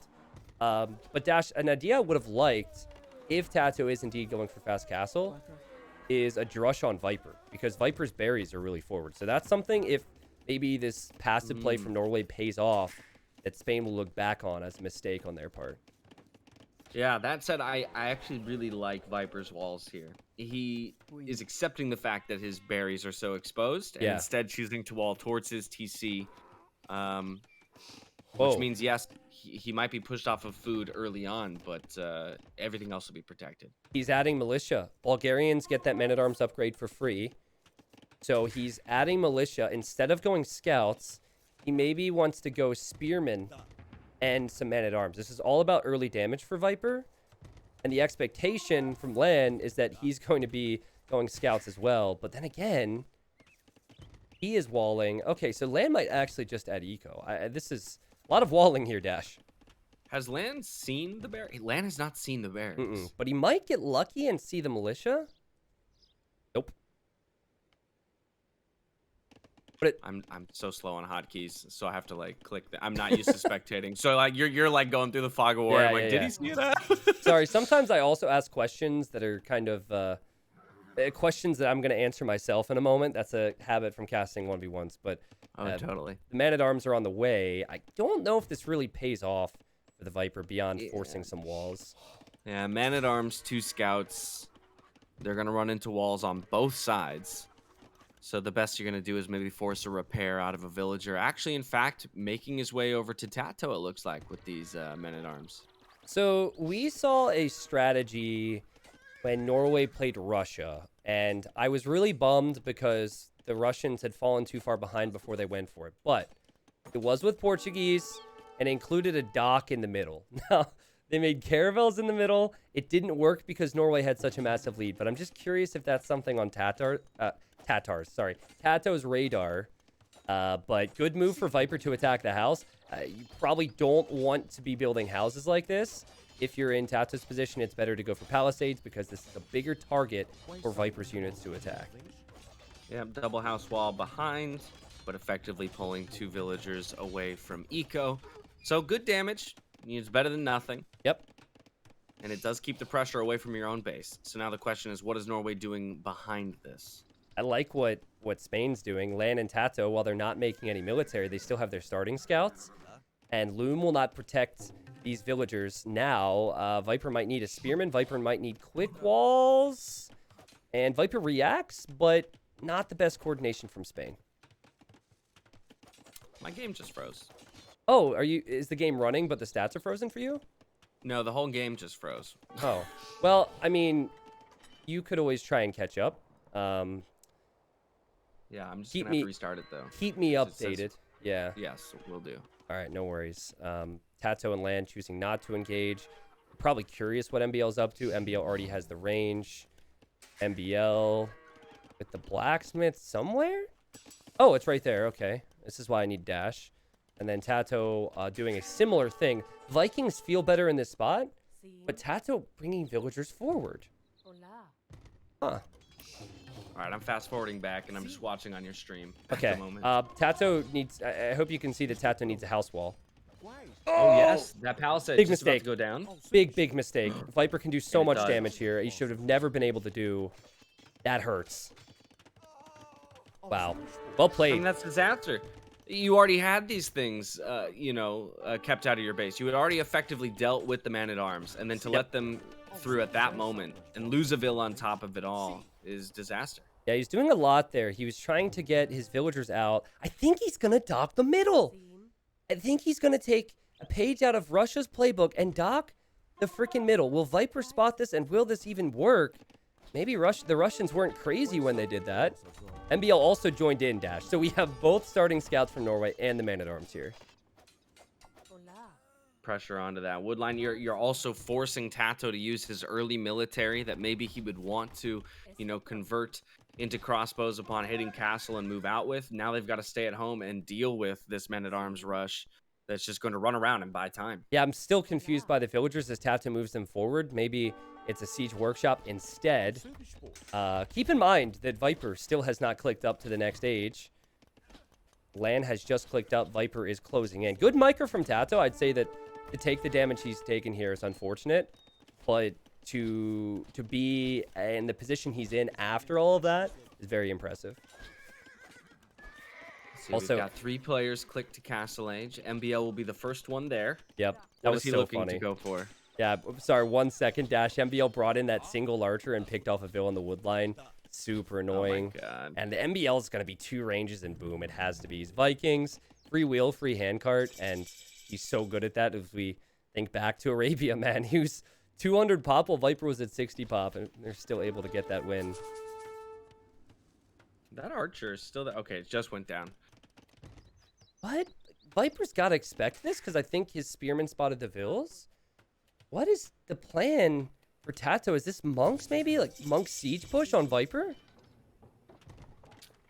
There's a nice hill there to push from, so I kind of understand that with the stone and the forward gold that they might want to control that hill and push down into. Honestly, Vipers, Dash, the Bulgarians player is very strange. monks counter knights, Mangonels counter archers. So if you get enough of them with support of some knights, this puts pressure on MBL. And Tato doing the wise move to stonewall because he won't have great defense. So he's stonewalling at home. This is Tato, man. He goes for something that most teams wouldn't go for, but it gives them an edge instead of playing that meta against 2 very solid players. Yeah, what's the follow-up here for Lan? I'm assuming he's going to go as quickly as he can to 3 TCs, although I say that and I see 3 stables dropped. So actually, it might be all in pressure. I think they want to kill Viper fast here. They kill Viper fast, they'll still have to deal with MBL. Good micro from Tato, who realizes that MBL is being annoying and looping behind that wood line. Very important to note, Viper has not scouted that he has been forwarded. He sees land scout around, but he might still be confused. Why were there villagers in the middle from Tato?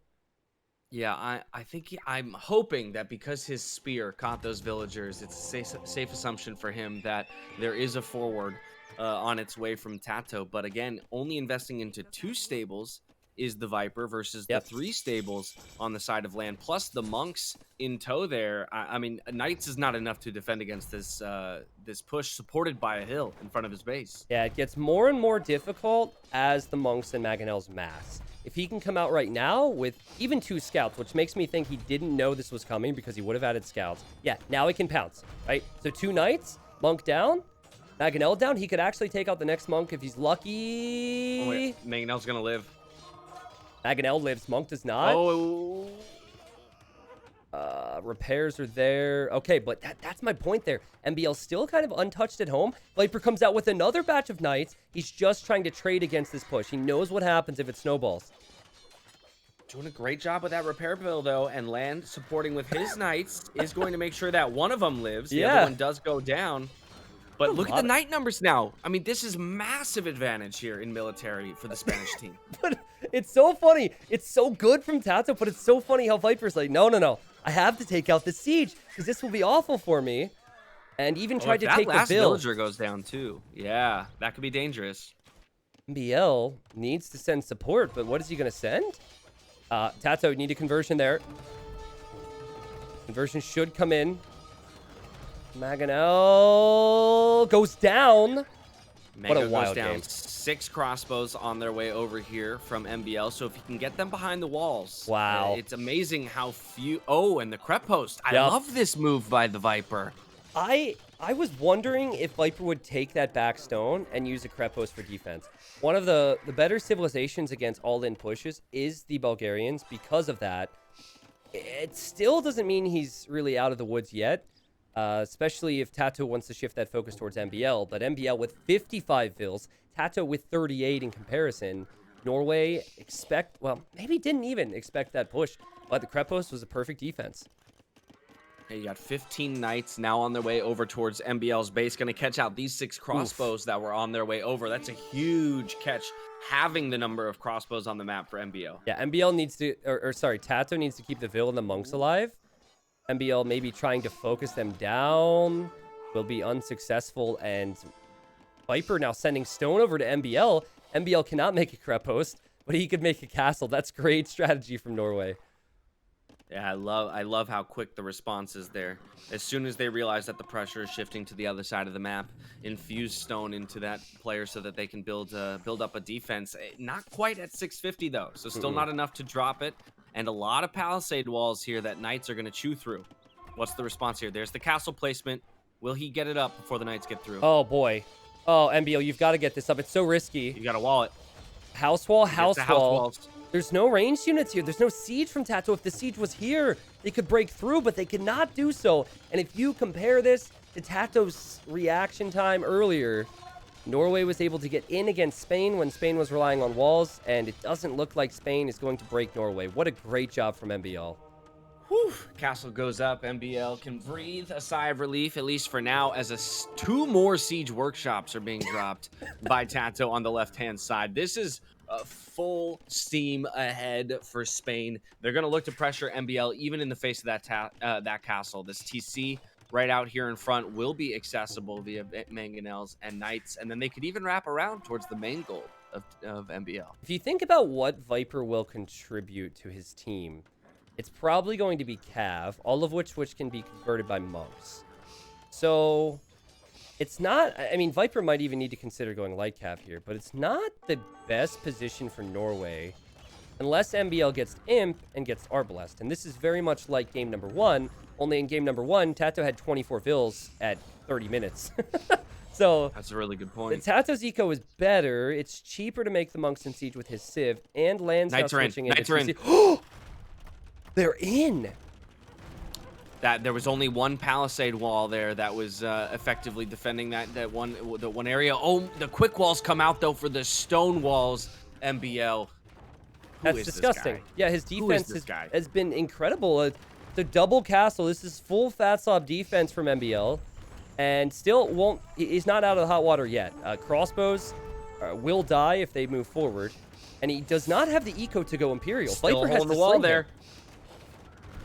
Okay, Land keeps thinking better of it, so they're going to go for a slower, more consistent bit of pressure with 4 mangonels going to rip through this TC, but definitely slowing down in terms of their pace. Don't want to send the knights in just to do eco damage. Spain rotating back over towards Viper now. I think it's the perfect call, because MBL will not have the eco to go Imp if he has to build 2 castles defensively. The only way he gets Imp to get Arbalest is if Viper slings, which means Viper is not going to send any military. Yeah, so he's going to sling MBL resources to go Imp, which is perfect strategy from Norway, but it's perfect reaction from Spain to go kill Viper when that's happening. So Viper with the double Krepos defense, will that be enough? You've got town centers and Krepos here at Viper's base. Yeah, these knights are really finding no ways in to do damage. But they are forcing idle time out of the villagers, and there's still no military presence on the map for Norway. It's just this berserkers. Well, he won with Shotel Warriors, so... You're right. You know what? It's a unique unit day for Norway. It must be. I'll be amazed if berserkers work. I mean, he definitely also has some crossbows producing, but not many. He's going to Imp with nothing in the queue. Oh, Viper could still lose so much economy if this Krepos gets denied. He needs Krepos defense, and here he goes. Might do it. feel like Will they find the shots that they need? The Mango's firing over the house walls right now. Also, one of these houses about to go down to Knights and might be able to push through. There's a hole. The Knights are in. Viper's in big trouble. Viper's in big trouble. Spain are in. That Krepos will not go up. And Viper will have Tato's Ville count pretty soon, and he could lose all of his town centers. He has nothing. He has no defense. There are 20 Knights inside of Viper's base right now. He doesn't have a single military unit. In fact, he made it in on the other side. There's pressure on the top TC for the Viper with 2 Mangonels and Knights as well. This is looking like a GG here. Spain finding their answer. They found their in after attempting both bases multiple times. Can the unique unit save the day again for MBL? Viper, neat little move to take out that siege. He loses the Knight, but that siege will continue to fire for Tato. Elite Berserks shred Cavalier. Absolutely shred Cavalier. Not a single chance in the world if MBL gets Chieftains, which he already researched.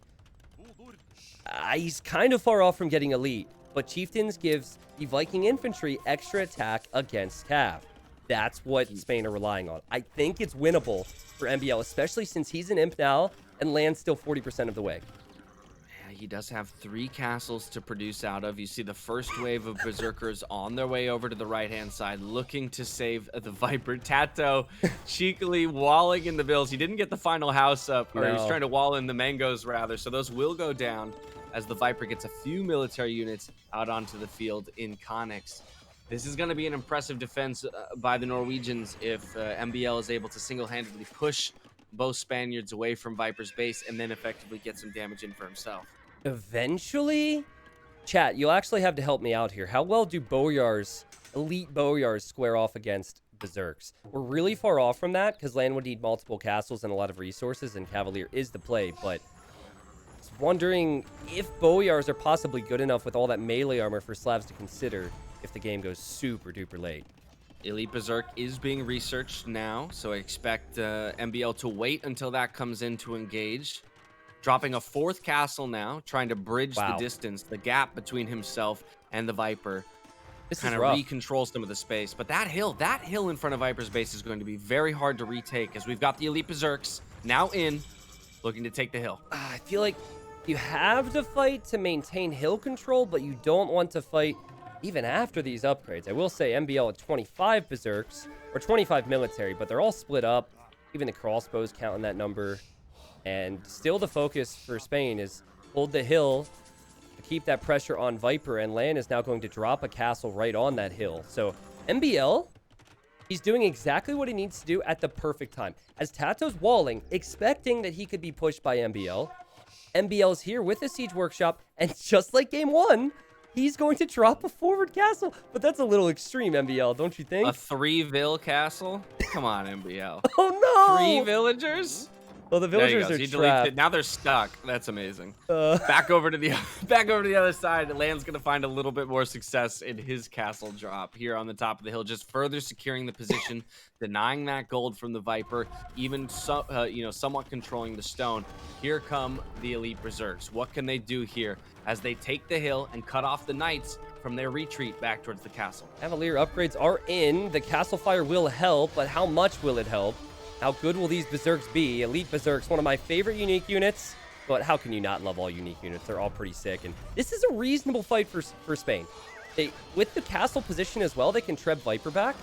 I think that's an okay fight with reinforcements coming in. Also, fun fact about those vills, since Tato doesn't have handcart and MBL does, the villagers are faster for MBL, so they're now escaping. That's incredible. That's incredible. Whee! It's so not relevant to how the game is actually going, but I love it. As they retreat to this wood line, the forward wood line here from MBL. As he's pressuring, he's actually got Rams out pressuring Tato right now, but the Viper as well under a sincere amount of pressure. Knights or Cav, though, being chased off by the Elite Berserks. So we're starting to see a bit of what you were talking about, T90, come to fruition as the unit matchup is in favor of Norwegians. Yeah, and how have we found ourselves in this spot where Ethiopians weren't going Arbalest in the semifinals of a team game tournament, and Vikings were not going Arbalest as well? I mean, this is nuts. We will look back at these semifinals as some really unique games. They've shifted that meta, and Tata's going for full monk defense. That's the best thing he can do. Make those cheap monks and just convert what you can. I think Lan needs a Treb or two. Like, Treb or two to pressure Viper, and oh, that's a bad start to the fight for Lan. And I'm fascinated at MBL's carry right now. He's pushing on two different. He's defending for his ally in Viper, and he's pushing Tato back at the same time, all with a single unique unit and some siege. And this unit's it's honestly, it's probably OP. Vikings are already so good. Should Vikings be able to then make Berserks and shred Slavs, one of the best Cavalier civs in the game? Look at that KD in that engagement there. That was ridiculous. And MBL confidently pushing forward. Now has the Treb. If he Trebs this castle down, then Lan no longer has the position to threaten Viper, and Viper all the while is doing his best to boom. Yeah, second Treb coming in, so that castle is not long for this world. I think the only advantage here for Spain is the mobility of those cav, and you can start to see Lan sending cavalry around the outsides, looking to do eco damage and kind of pull apart the Norwegian team as Tato's base continues to fall apart. Yeah, actually, since we're playing a last month's patch, I think Chieftains was nerfed with Vikings, so the devs must have realized how strong these units are. But I see a champion switch incoming for Lan. I can't help but feel like now that Viper's imping, it's just still perfect for Norway. They have all the momentum in the world. It'll take forever for Lan to switch into champions, which already are worse than Berserks in straight-up fights. Tato's dying, and Viper, who knows what he'll make. He's actually trading already. Yeah, MBL's eco getting hit just slightly by 3 cavalry, but with the number of castles that he has up, he's really not too worried about any raiding that is going to be done by the side of Spain, and instead he's just going to keep that flood going forward. He's going to keep the focus on pushing out on the right-hand side, buying space for Viper. Viper replacing Lan's castle with a castle of his own, gaining control of that hill back and the forward gold. Pretty soon Viper himself will be adding military into this game. He's making conics. Lan is so good at this, by the way. Keeping Cavalier in the corners. Viper's trying to trade, and that trade cannot hop out of the markets yet, so good work there. But look at the Berserks from MBL. They've shifted over to Lan's eco. Poor Lan's trying to tech switch. It takes so long to get to Druzina and champion everything he would need, and these Berserks are killing everything. MBL's taking castles with Berserks now. Who needs siege ram? Who needs rams when you have elite Berserks? This is just insane. Yeah, this is wild. And stellar gameplay. MBL saved Viper, he pushed Tato, and now he's pushing Lan. He has genuinely been everywhere, and he's a 200 pop. And it wasn't a full-on sling situation either. He received enough, but he's not receiving sling anymore. No. There's green in every quadrant of the map. MBL is quite literally everywhere. He has eyes everywhere. He's defending the trade with Berserks. He's pushing Tato with castles and Berserks. He's now dealing damage to Lan with Berserks. He dealt with all the pressure that was being sent Viper's way with Berserks and Trebs. I'm waiting for those 2 Trebs to move forward and really start dealing damage to Lan as the Viper is researching Elite Conic in support of the Berserk span. The series of the unique units. Let's go. Has this not been a fun semifinal to watch? For the people who admire all the different things that civilizations offer and might be upset when you don't see it frequently at the high level, Norway and Spain have shown that you can see unique units at the high level. There is a time, there is a place. Norway respond with quite an insane victory. Yeah, Spain taps out, and rightfully so at that point. Nothing to be done against the power of the Vikings. The eco advantage, along with the power of that unique unit. You can see Viper, brilliantly absorbed the pressure that was brought by Spain with the Krepos, that early Krepos defend on the initial push. May not seem like much, but it forced Spain to completely divert all of their attention over to the other side. And then you called out the stone that was sent from Viper to MBL to get that castle up just in time. If either that Krepos or that castle don't go up when siege pressure and night pressure is coming in, Spain very well takes this game. But it was perfectly defended. Does Viper die if he's not Bulgarians there? Quite possibly, because I don't think he didn't have 650 stone, No. right? It wasn't a choice of a Krepos instead of a castle. It was a Krepos or nothing. And I think actually in some ways he may have lived because of Bulgarians. The civ I was looking at is possibly the worst civ in the entire draft. Yeah, and I think the only Civ that could really switch into that. I don't know, maybe Showtells could have still worked, but Vikings seem to be one of the few civilizations that could carry there. But it was, again, a game with good overall strategy, and I love the theme that we're seeing from Tattoo on Land to have some type of a YOLO push on these Arabia-style maps. It almost worked. I want to give full credit to Viper, too, because Viper, he delayed that push from snowballing on him by sending those knights out 2 at a time. If he waited and tried to mass, it would have been worse for him, Dash. He was able to take out a few monks, and he was able to take out a few mangonels that otherwise would have either hit him or MBL faster. MBL wouldn't be in the position he's in if it wasn't for Viper's reactions there. But, poof. They had that early Vil pick onto land. They also sent the man-at-arms rush from the Bulgarian player over to Tato. And remember, it got in. It broke through the walls with the 2 scouts that came over. And then the 1 archer from MBL to pick a Vil from the wood line. I mean, there was just those little things, those little tiny things in the early game that start to add up.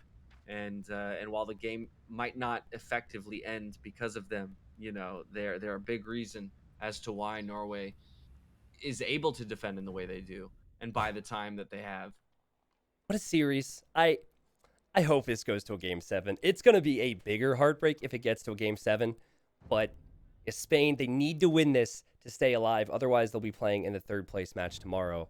I'm going to do a quick restart of my game, and we actually will know the map. It will be on Team Acropolis. We've played Chaos Pit. We played Scandinavia. Team Acropolis has been the least played map in the entire tournament. Remaining civs here for Spain, since everything's on the line, and you need a win here to extend it.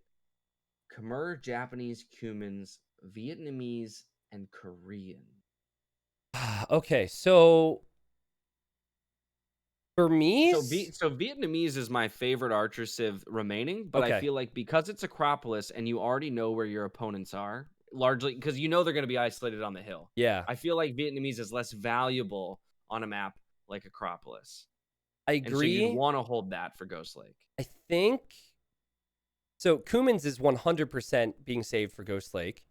Yeah. Khmer make a whole lot of sense because you probably don't want Cumans and Khmer on Ghost Lake. So for Team Acrop, I think we see Khmer and Japanese. Yeah, it's one or the other, right? I don't think we see Koreans. I don't think we see that.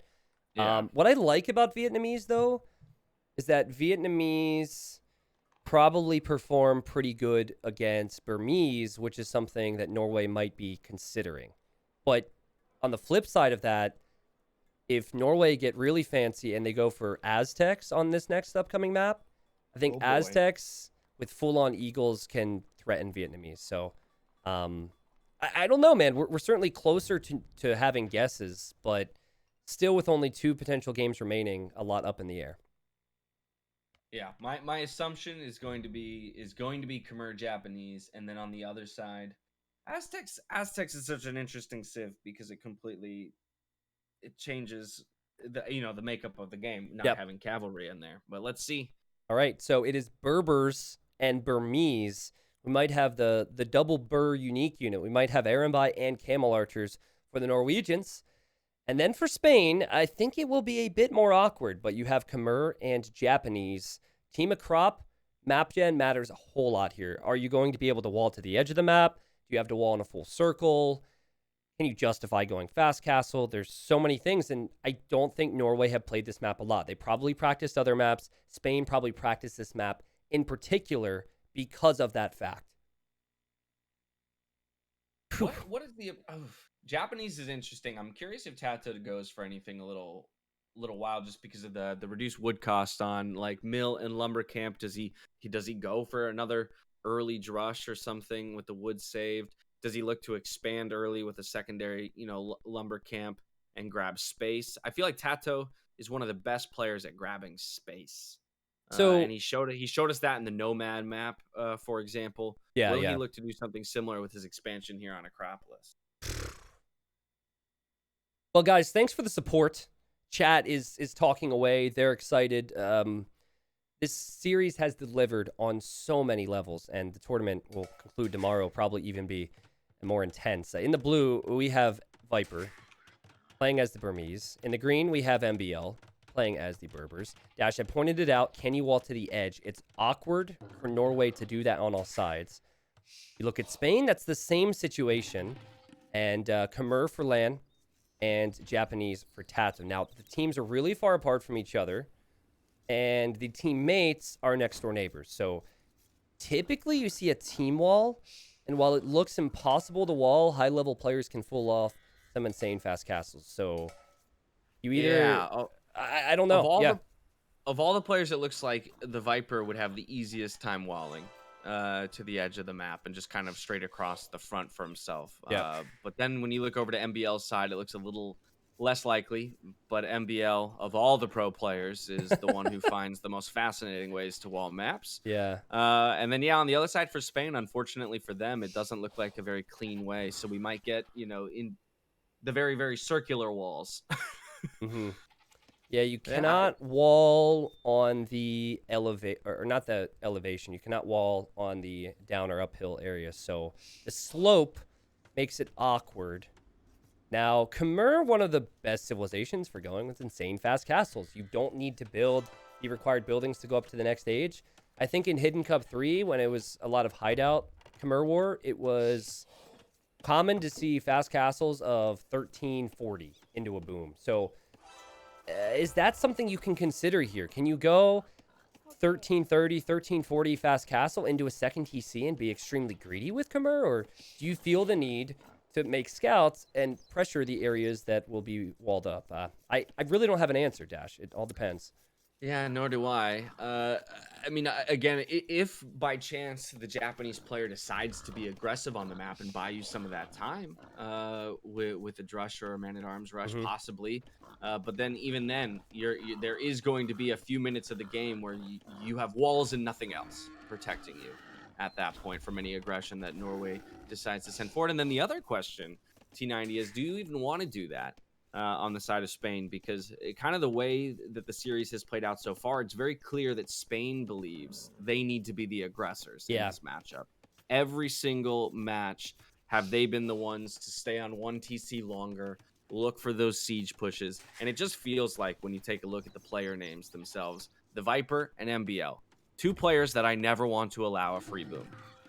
I have an interesting idea.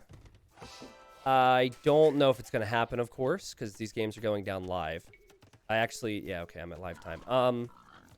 Seeing as Khmer are so good with greedy fast castles and booming, would it make sense to have Tato go ultra aggressive, similar to how he's done before, and then have LAN go ultra boomy? And I'm thinking, I hate forward buildings, but what about a few archers and spearmen forward?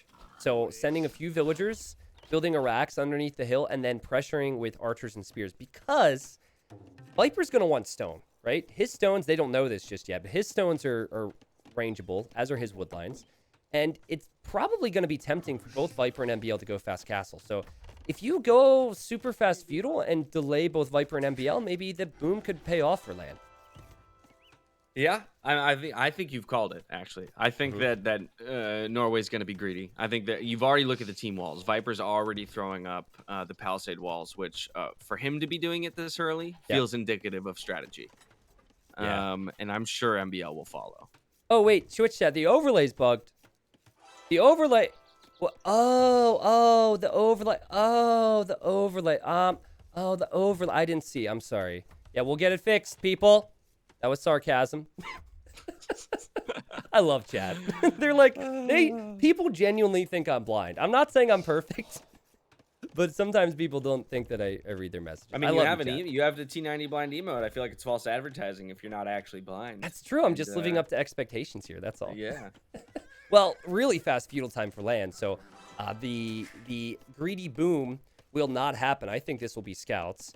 And this is as Viper is pulling so many villagers to wall, but it's greedy from Viper. He's pushing it every deer he can. He's Burmese, so he doesn't want to have to deal with any threat of military. I think he'll be able to get those walls down. Yeah, Tato the first to leave the hill, but Viper's doing the same. And LAN scouted this.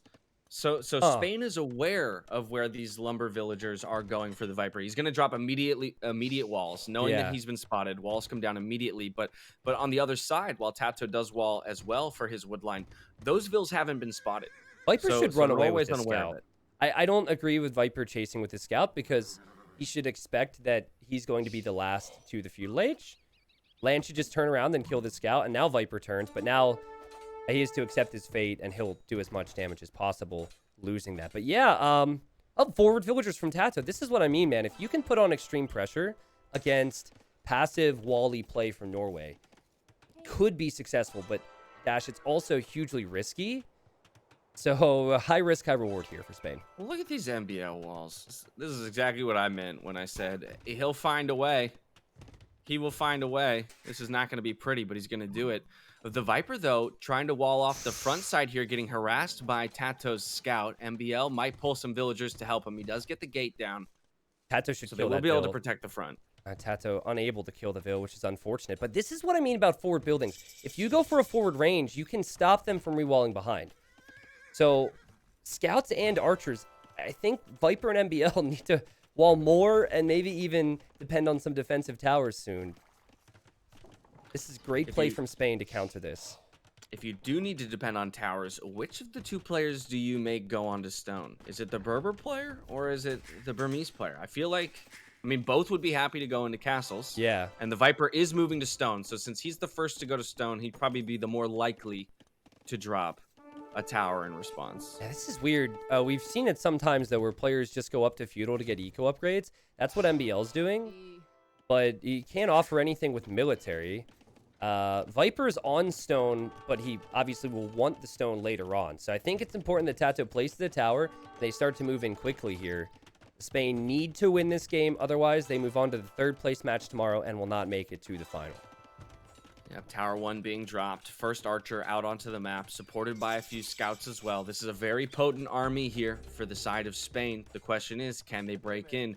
And Viper, as soon as he hits feudal, immediate response with a defensive tower here on the gold. He'll likely wall just after that.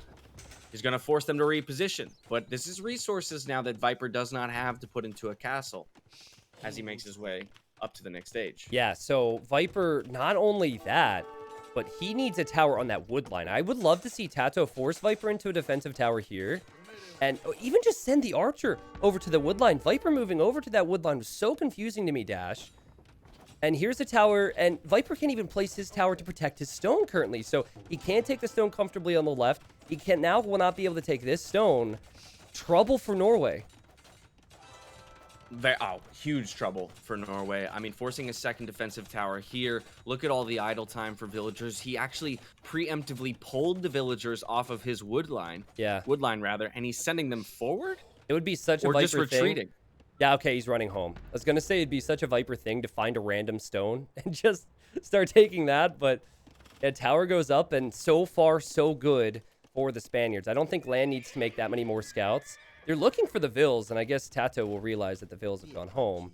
But the scouts can run in. And MBL, he hasn't added any military, as Viper will take the stone on his side. That's smart thinking.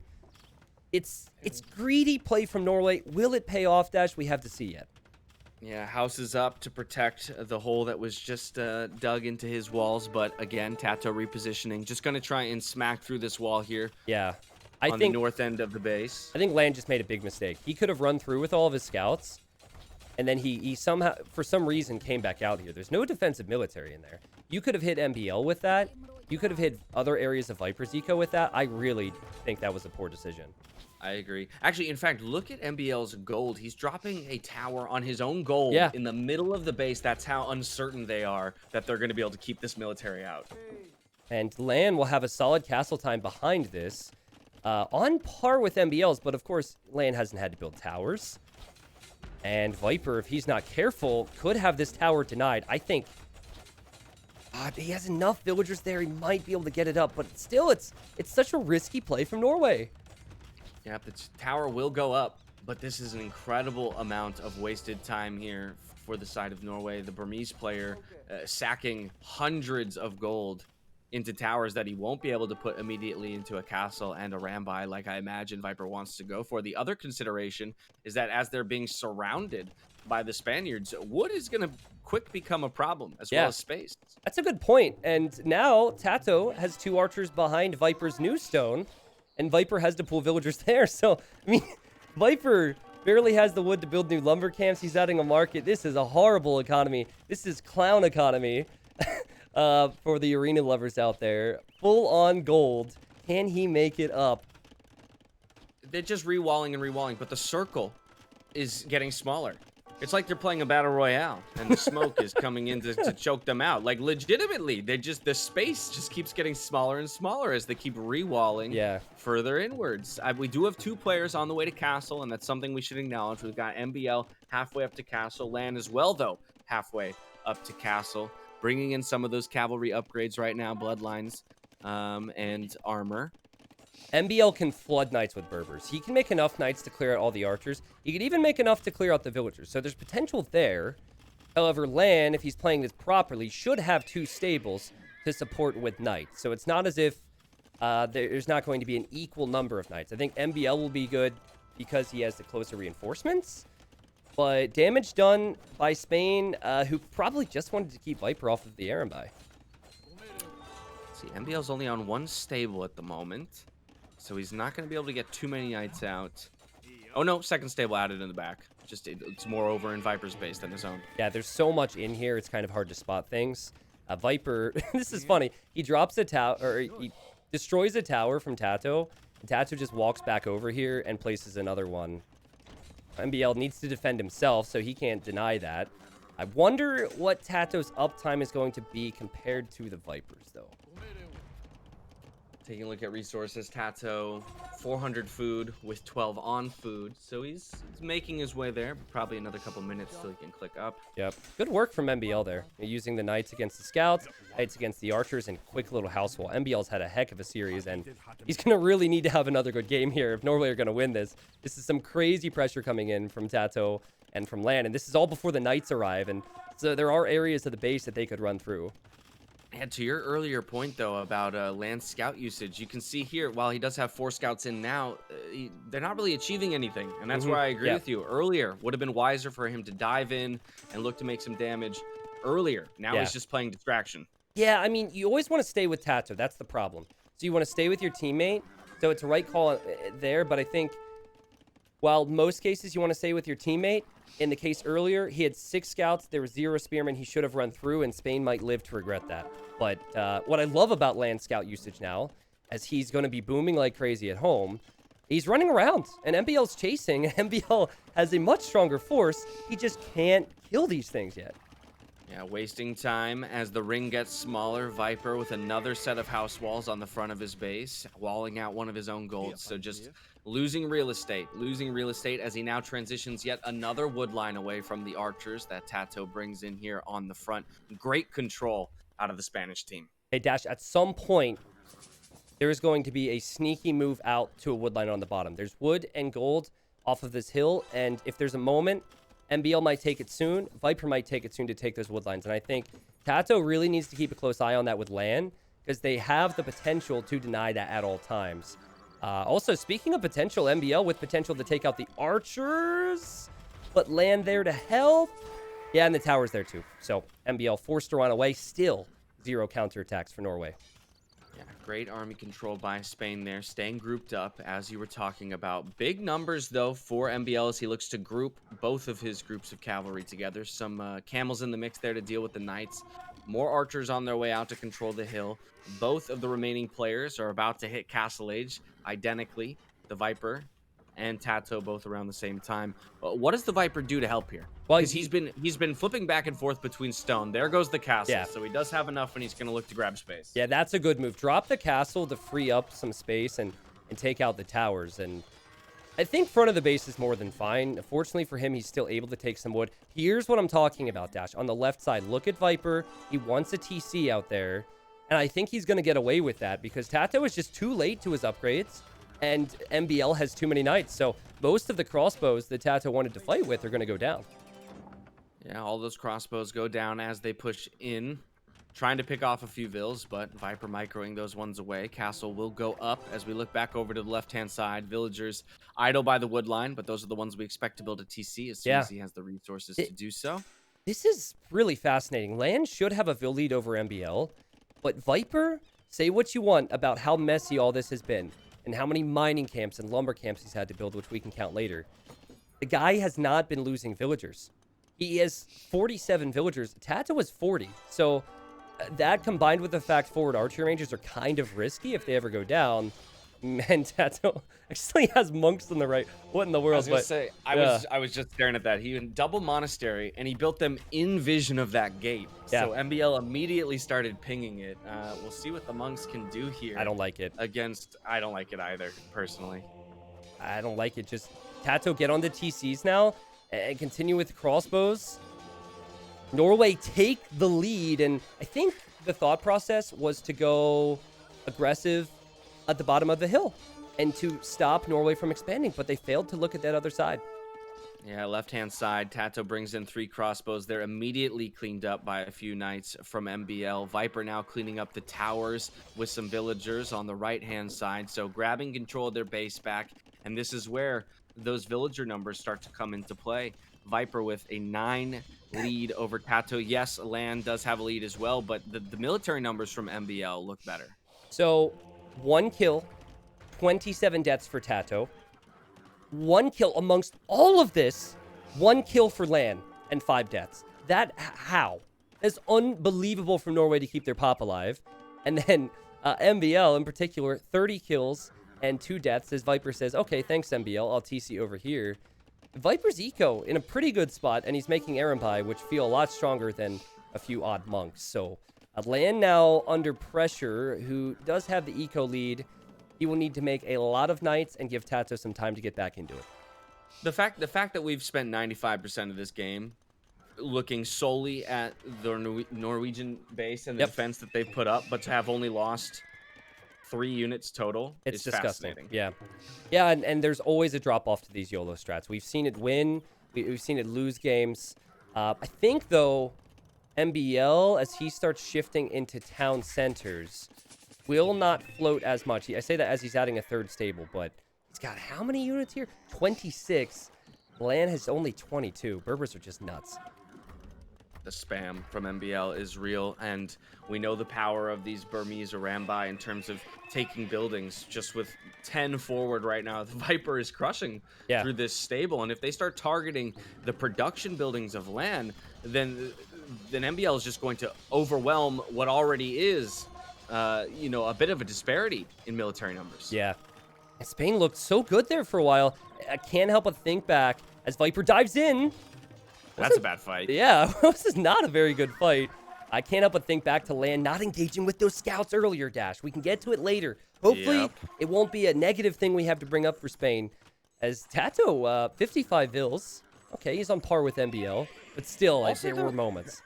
The monk play from Tato felt weird. Dropping 2 monasteries late into the game there, forward, losing them both immediately. As Japanese, when you see that your opponents are going cavalry and Arambai, honestly, I would rather you just go pike spam. Pike later, crossbowman probably wasn't the play because of the forward range. I don't know. It's really tough, but the defensive monk's paying off, and you do always have that hill advantage. So it's wise for Norway to switch focus now, as Tato has certainly recovered his eco. His farm eco is looking way better than it was.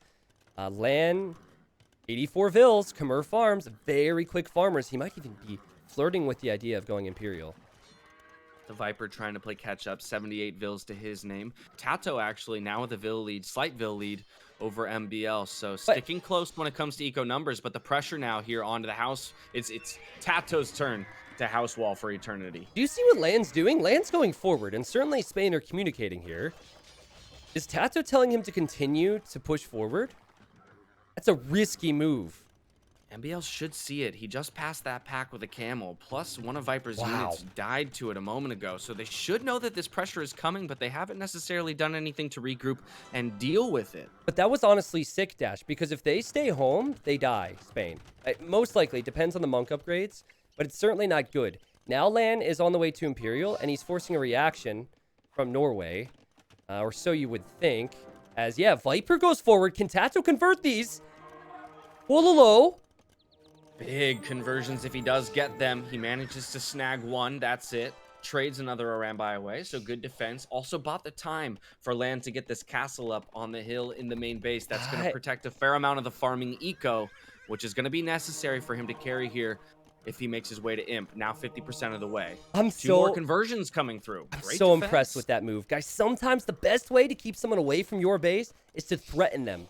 And that's what Land did. He can comfortably go Imp with all of this exposed eco, and MBL's looking for him.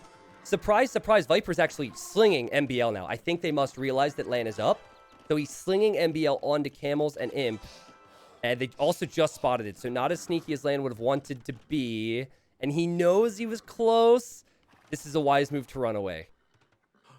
Oh my goodness, I just made a huge mistake. You did? I did. I exited out of the game because I went to statistics to see if Spain had matched any of the my god, okay, I'm casting from your. I'm not a caster. Okay, well, they're hunting down this Knight Army, Norway, and in the middle, Tato gets some freebies.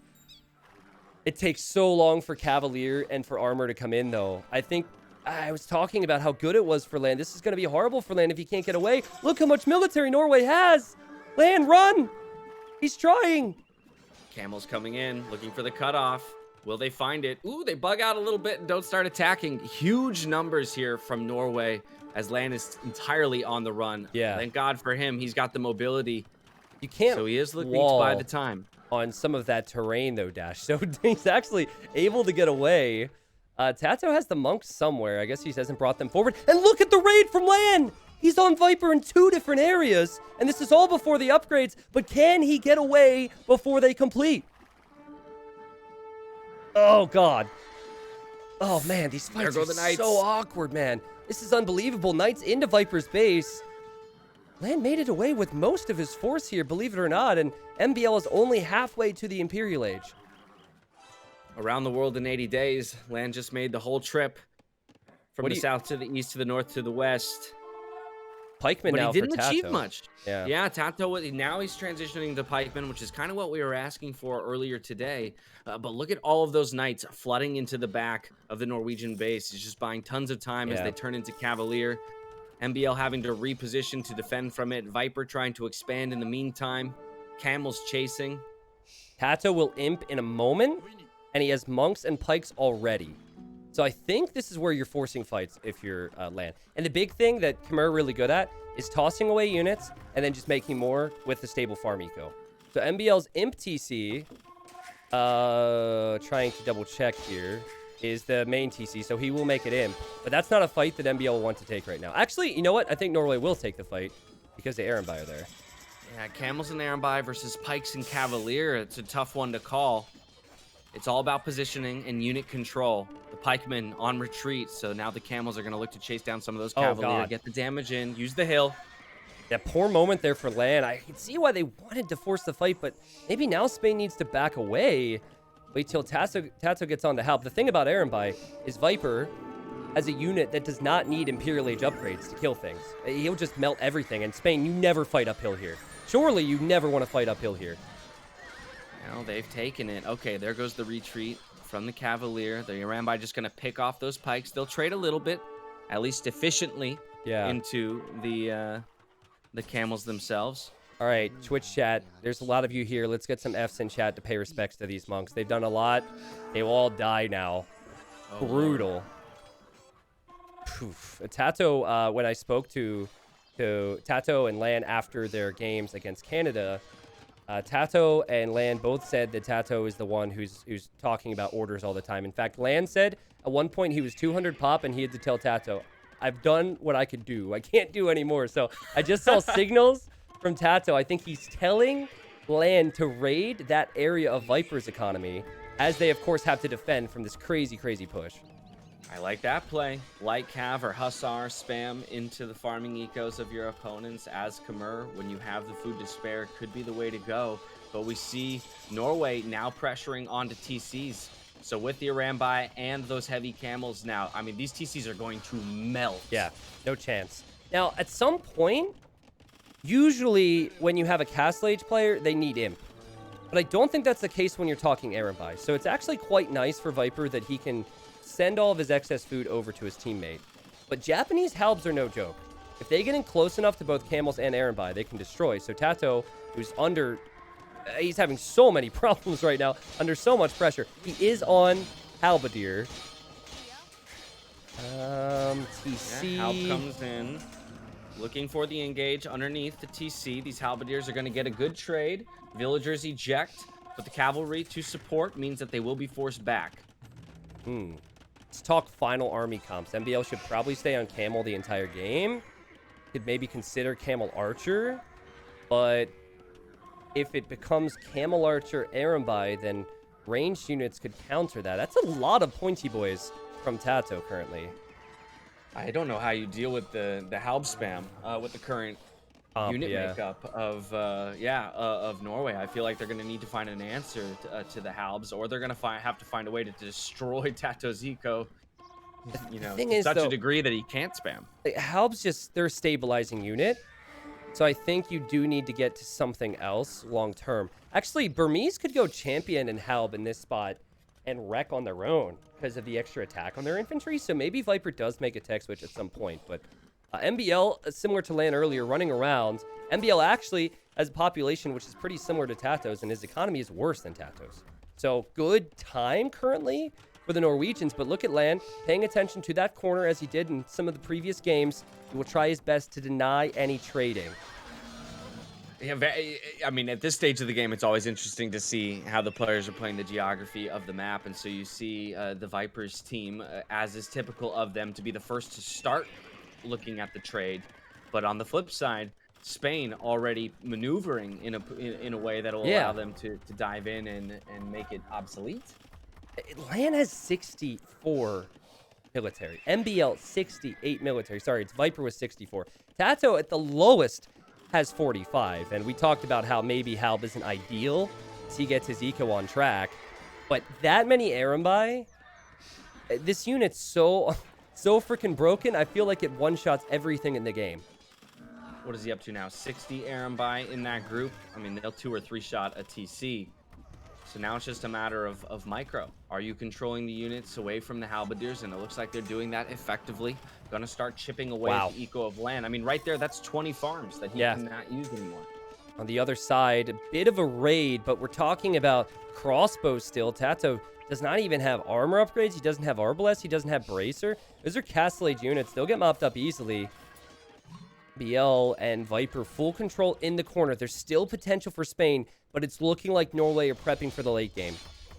Viper top score, just being the last one to hit Imperial Age. It speaks to the number of military units that he has out onto the field, the speed at which he can eliminate and raise these buildings. Another TC goes down on the right-hand side. Now he's going to put pressure on the production buildings. He's removing so much space from under the noses of Spain. I mean, all that farming eco, we talked about how powerful Khmer are when they are left to farm unfettered, untouched, but that's not happening in this game. The Erenbai weren't even elite until just now. The unit it only costs wood and gold, people. It doesn't cost food. You can boom endlessly. Farmers doesn't even have? Well, he's got 42, but he doesn't even need that many. Yeah, I mean, he's had the time because his unit's so unbelievably strong, man. And you know, I think Lan and Tato knew that. They set out to pressure it, but I'm seeing Norway with large masses on both sides now. MBL still paying very close attention to the left, not allowing any expansion. And Viper seeing the trade being disrupted. Maybe a bit too late. We'll have to deal with that. Yeah, I love this castle placement on the left-hand side for MBL, protecting that gold, but also just making it very difficult for Tato to find an angle on the left-hand side and create counter pressure. Yeah, Viper, even with a castle where there's a starting T or a second TC went. Big thing now is land doesn't have farming eco. Because your farming eco, for the most part, is going to be in the area you expanded to. This is just a wasteland now. So he's at 34 farms, and he's already fighting at a disadvantage. So the only thing you can do is hope to afford more units and be able to mass more, but that is just not happening currently. And Tato also seemed like a non-factor for quite some time. The crossbows are not doing too well. The Halberdiers have done nothing. Great game plan from Norway. The final expansion TC for LAN goes down on the outer ring, and now it's Norway's chance to push up the hill. Yes, they have to push into a TC and a castle, so it'll take some time for them to be able to do that. They may even just retreat back here, take care of the production buildings from Yeah, LAN. I think the focus currently, Norway know they have a massive lead because they're adding trade. They're really worried about securing that. So Arambai patrolled into the stables means that those will go down. And then they have to lock down the left side, which MBL has already been working on. So if they do that, they'll have more gold long term, and then you go for that final push. I think inexperienced teams will go for the final push now. Experienced teams realize our comp can't be killed, and let's secure trade. Yeah, remember when there used to be 9 stables here, and now there are only 5 stables here? That took the duration of your explanation there for the Viper to eliminate every single production building on this side of land. I mean, what do you do against a massive Arambai like this? Well, you can split up. So the benefit of having the Cavalier, as Lan is now having to, I think, help his teammate out. I would like to see Lan take a risk like he did before, but split up. Instead of keeping the Cavalier in a group, have 10 Cavalier go different directions and try and raid the eco that way. That's probably that's the gotta only be- thing you do, because you can't go Paladin with Khmer, and Elephant's just too expensive. No, essentially giving up on the right-hand side right now. Lan moves all of his Cavalier over to the left-hand side. Perhaps a last-ditch effort to grab control of the space on this side. But with again, that castle that we talked about earlier from MBL, as well as his military being in position, I just don't see what the answer is. Cavalier looking for the raids, though. Yeah, one tiny thing that we never had time to talk about. There was wood in the north for Norway, and they had to chop that, I believe, so they could place that market there. It's awkward to trade on this map due to that, and there's no wood choppage in the south, so even if they had that side secured, I don't think it'd be easy. And the GG is called. Tato and Lan tap out. What a series. Easily the series of the tournament so far. I think Spain can hold their head up high because they were so close to even taking this to a Game 7 dash. They were unable to. The score ends 4-2 Norway as they move on to the finals. Impressive showing out of Norway, considering the pressure that Spain applied throughout the entire series today. Game 1 to 2 to 3 to 4, all the way here to Game 6. It felt like so often, Norway would maybe get a small advantage with a Vil pick early, but Feudal and Castle were all about how much damage could Spain do before these boomers, the boomers to be the boomers that sit atop the pyramid of boomers of Viper and NBL ultimately arrive at their late game state and just crush through. I mean, they can't be beat in the late game. But I'm already thinking about tomorrow, and maybe I'm getting ahead of myself, but the Yo and Licks. You want to talk about pressure game? If you thought this was a lot of pressure that Norway had to endure, tomorrow has got something in store for you. I cannot wait to see the kind of aggression that Licks in particular brings to the matchup tomorrow. Yo said today, I expect Norway to win. And they also were so dominant earlier that they didn't have to show many of their strategies. It's going to be an amazing final. I'll say this real quick because all this stuff's going to be up on YouTube within the next 12 hours. It'll be December 20th. The third place match starts at 15 GMT, which is 10 a.m. Eastern. Expect that to take a few hours. Immediately after is the best of 7 final, if you want to stop by on YouTube, like many people did today, to the Twitch stream. Now, Dash, before we interview the players who are probably pretty exhausted, in this particular game, the scouts from LAN, there was an opportunity to run in. He could have done so much, and instead he stayed with Tato, and I think he'll live to regret that. Yep. I agree with you. It was really great tower placement. I love the forward archery range. Typically, we talk down at forward military buildings, but I think it was the right play here with the towers. And when they found that single opening, when they did finally break that wall, that was their opportunity to get in and do damage. Create a mess in their opponent's base, and 3 scouts would have been enough to do it. Lan makes a decision, as you do in the moment, and yes, as you say, he might live to regret it, but that's the intensity of high-level play like this. We have the privilege of sitting here on the outside and criticizing that moment, and rightfully doing so. But as a player, you could just as easily lose making that decision, right? Yeah. And that's where I think it's important to highlight kind of the intensity of the moment and how a single mistake like that could spell disaster for your tournament life. For people who didn't see this whole series, I'm looking through the games. Game 1, Arabia, absolute treat. Game 2 on Chaos Pit, absolute treat. Every game that we saw between these teams had different strategies, wacky civilizations, and well thought out game plans. This was an amazing series for me. It's really why I host tournaments, because the players are so good, and it's so exciting for me and for viewers. And man, I'm sad for the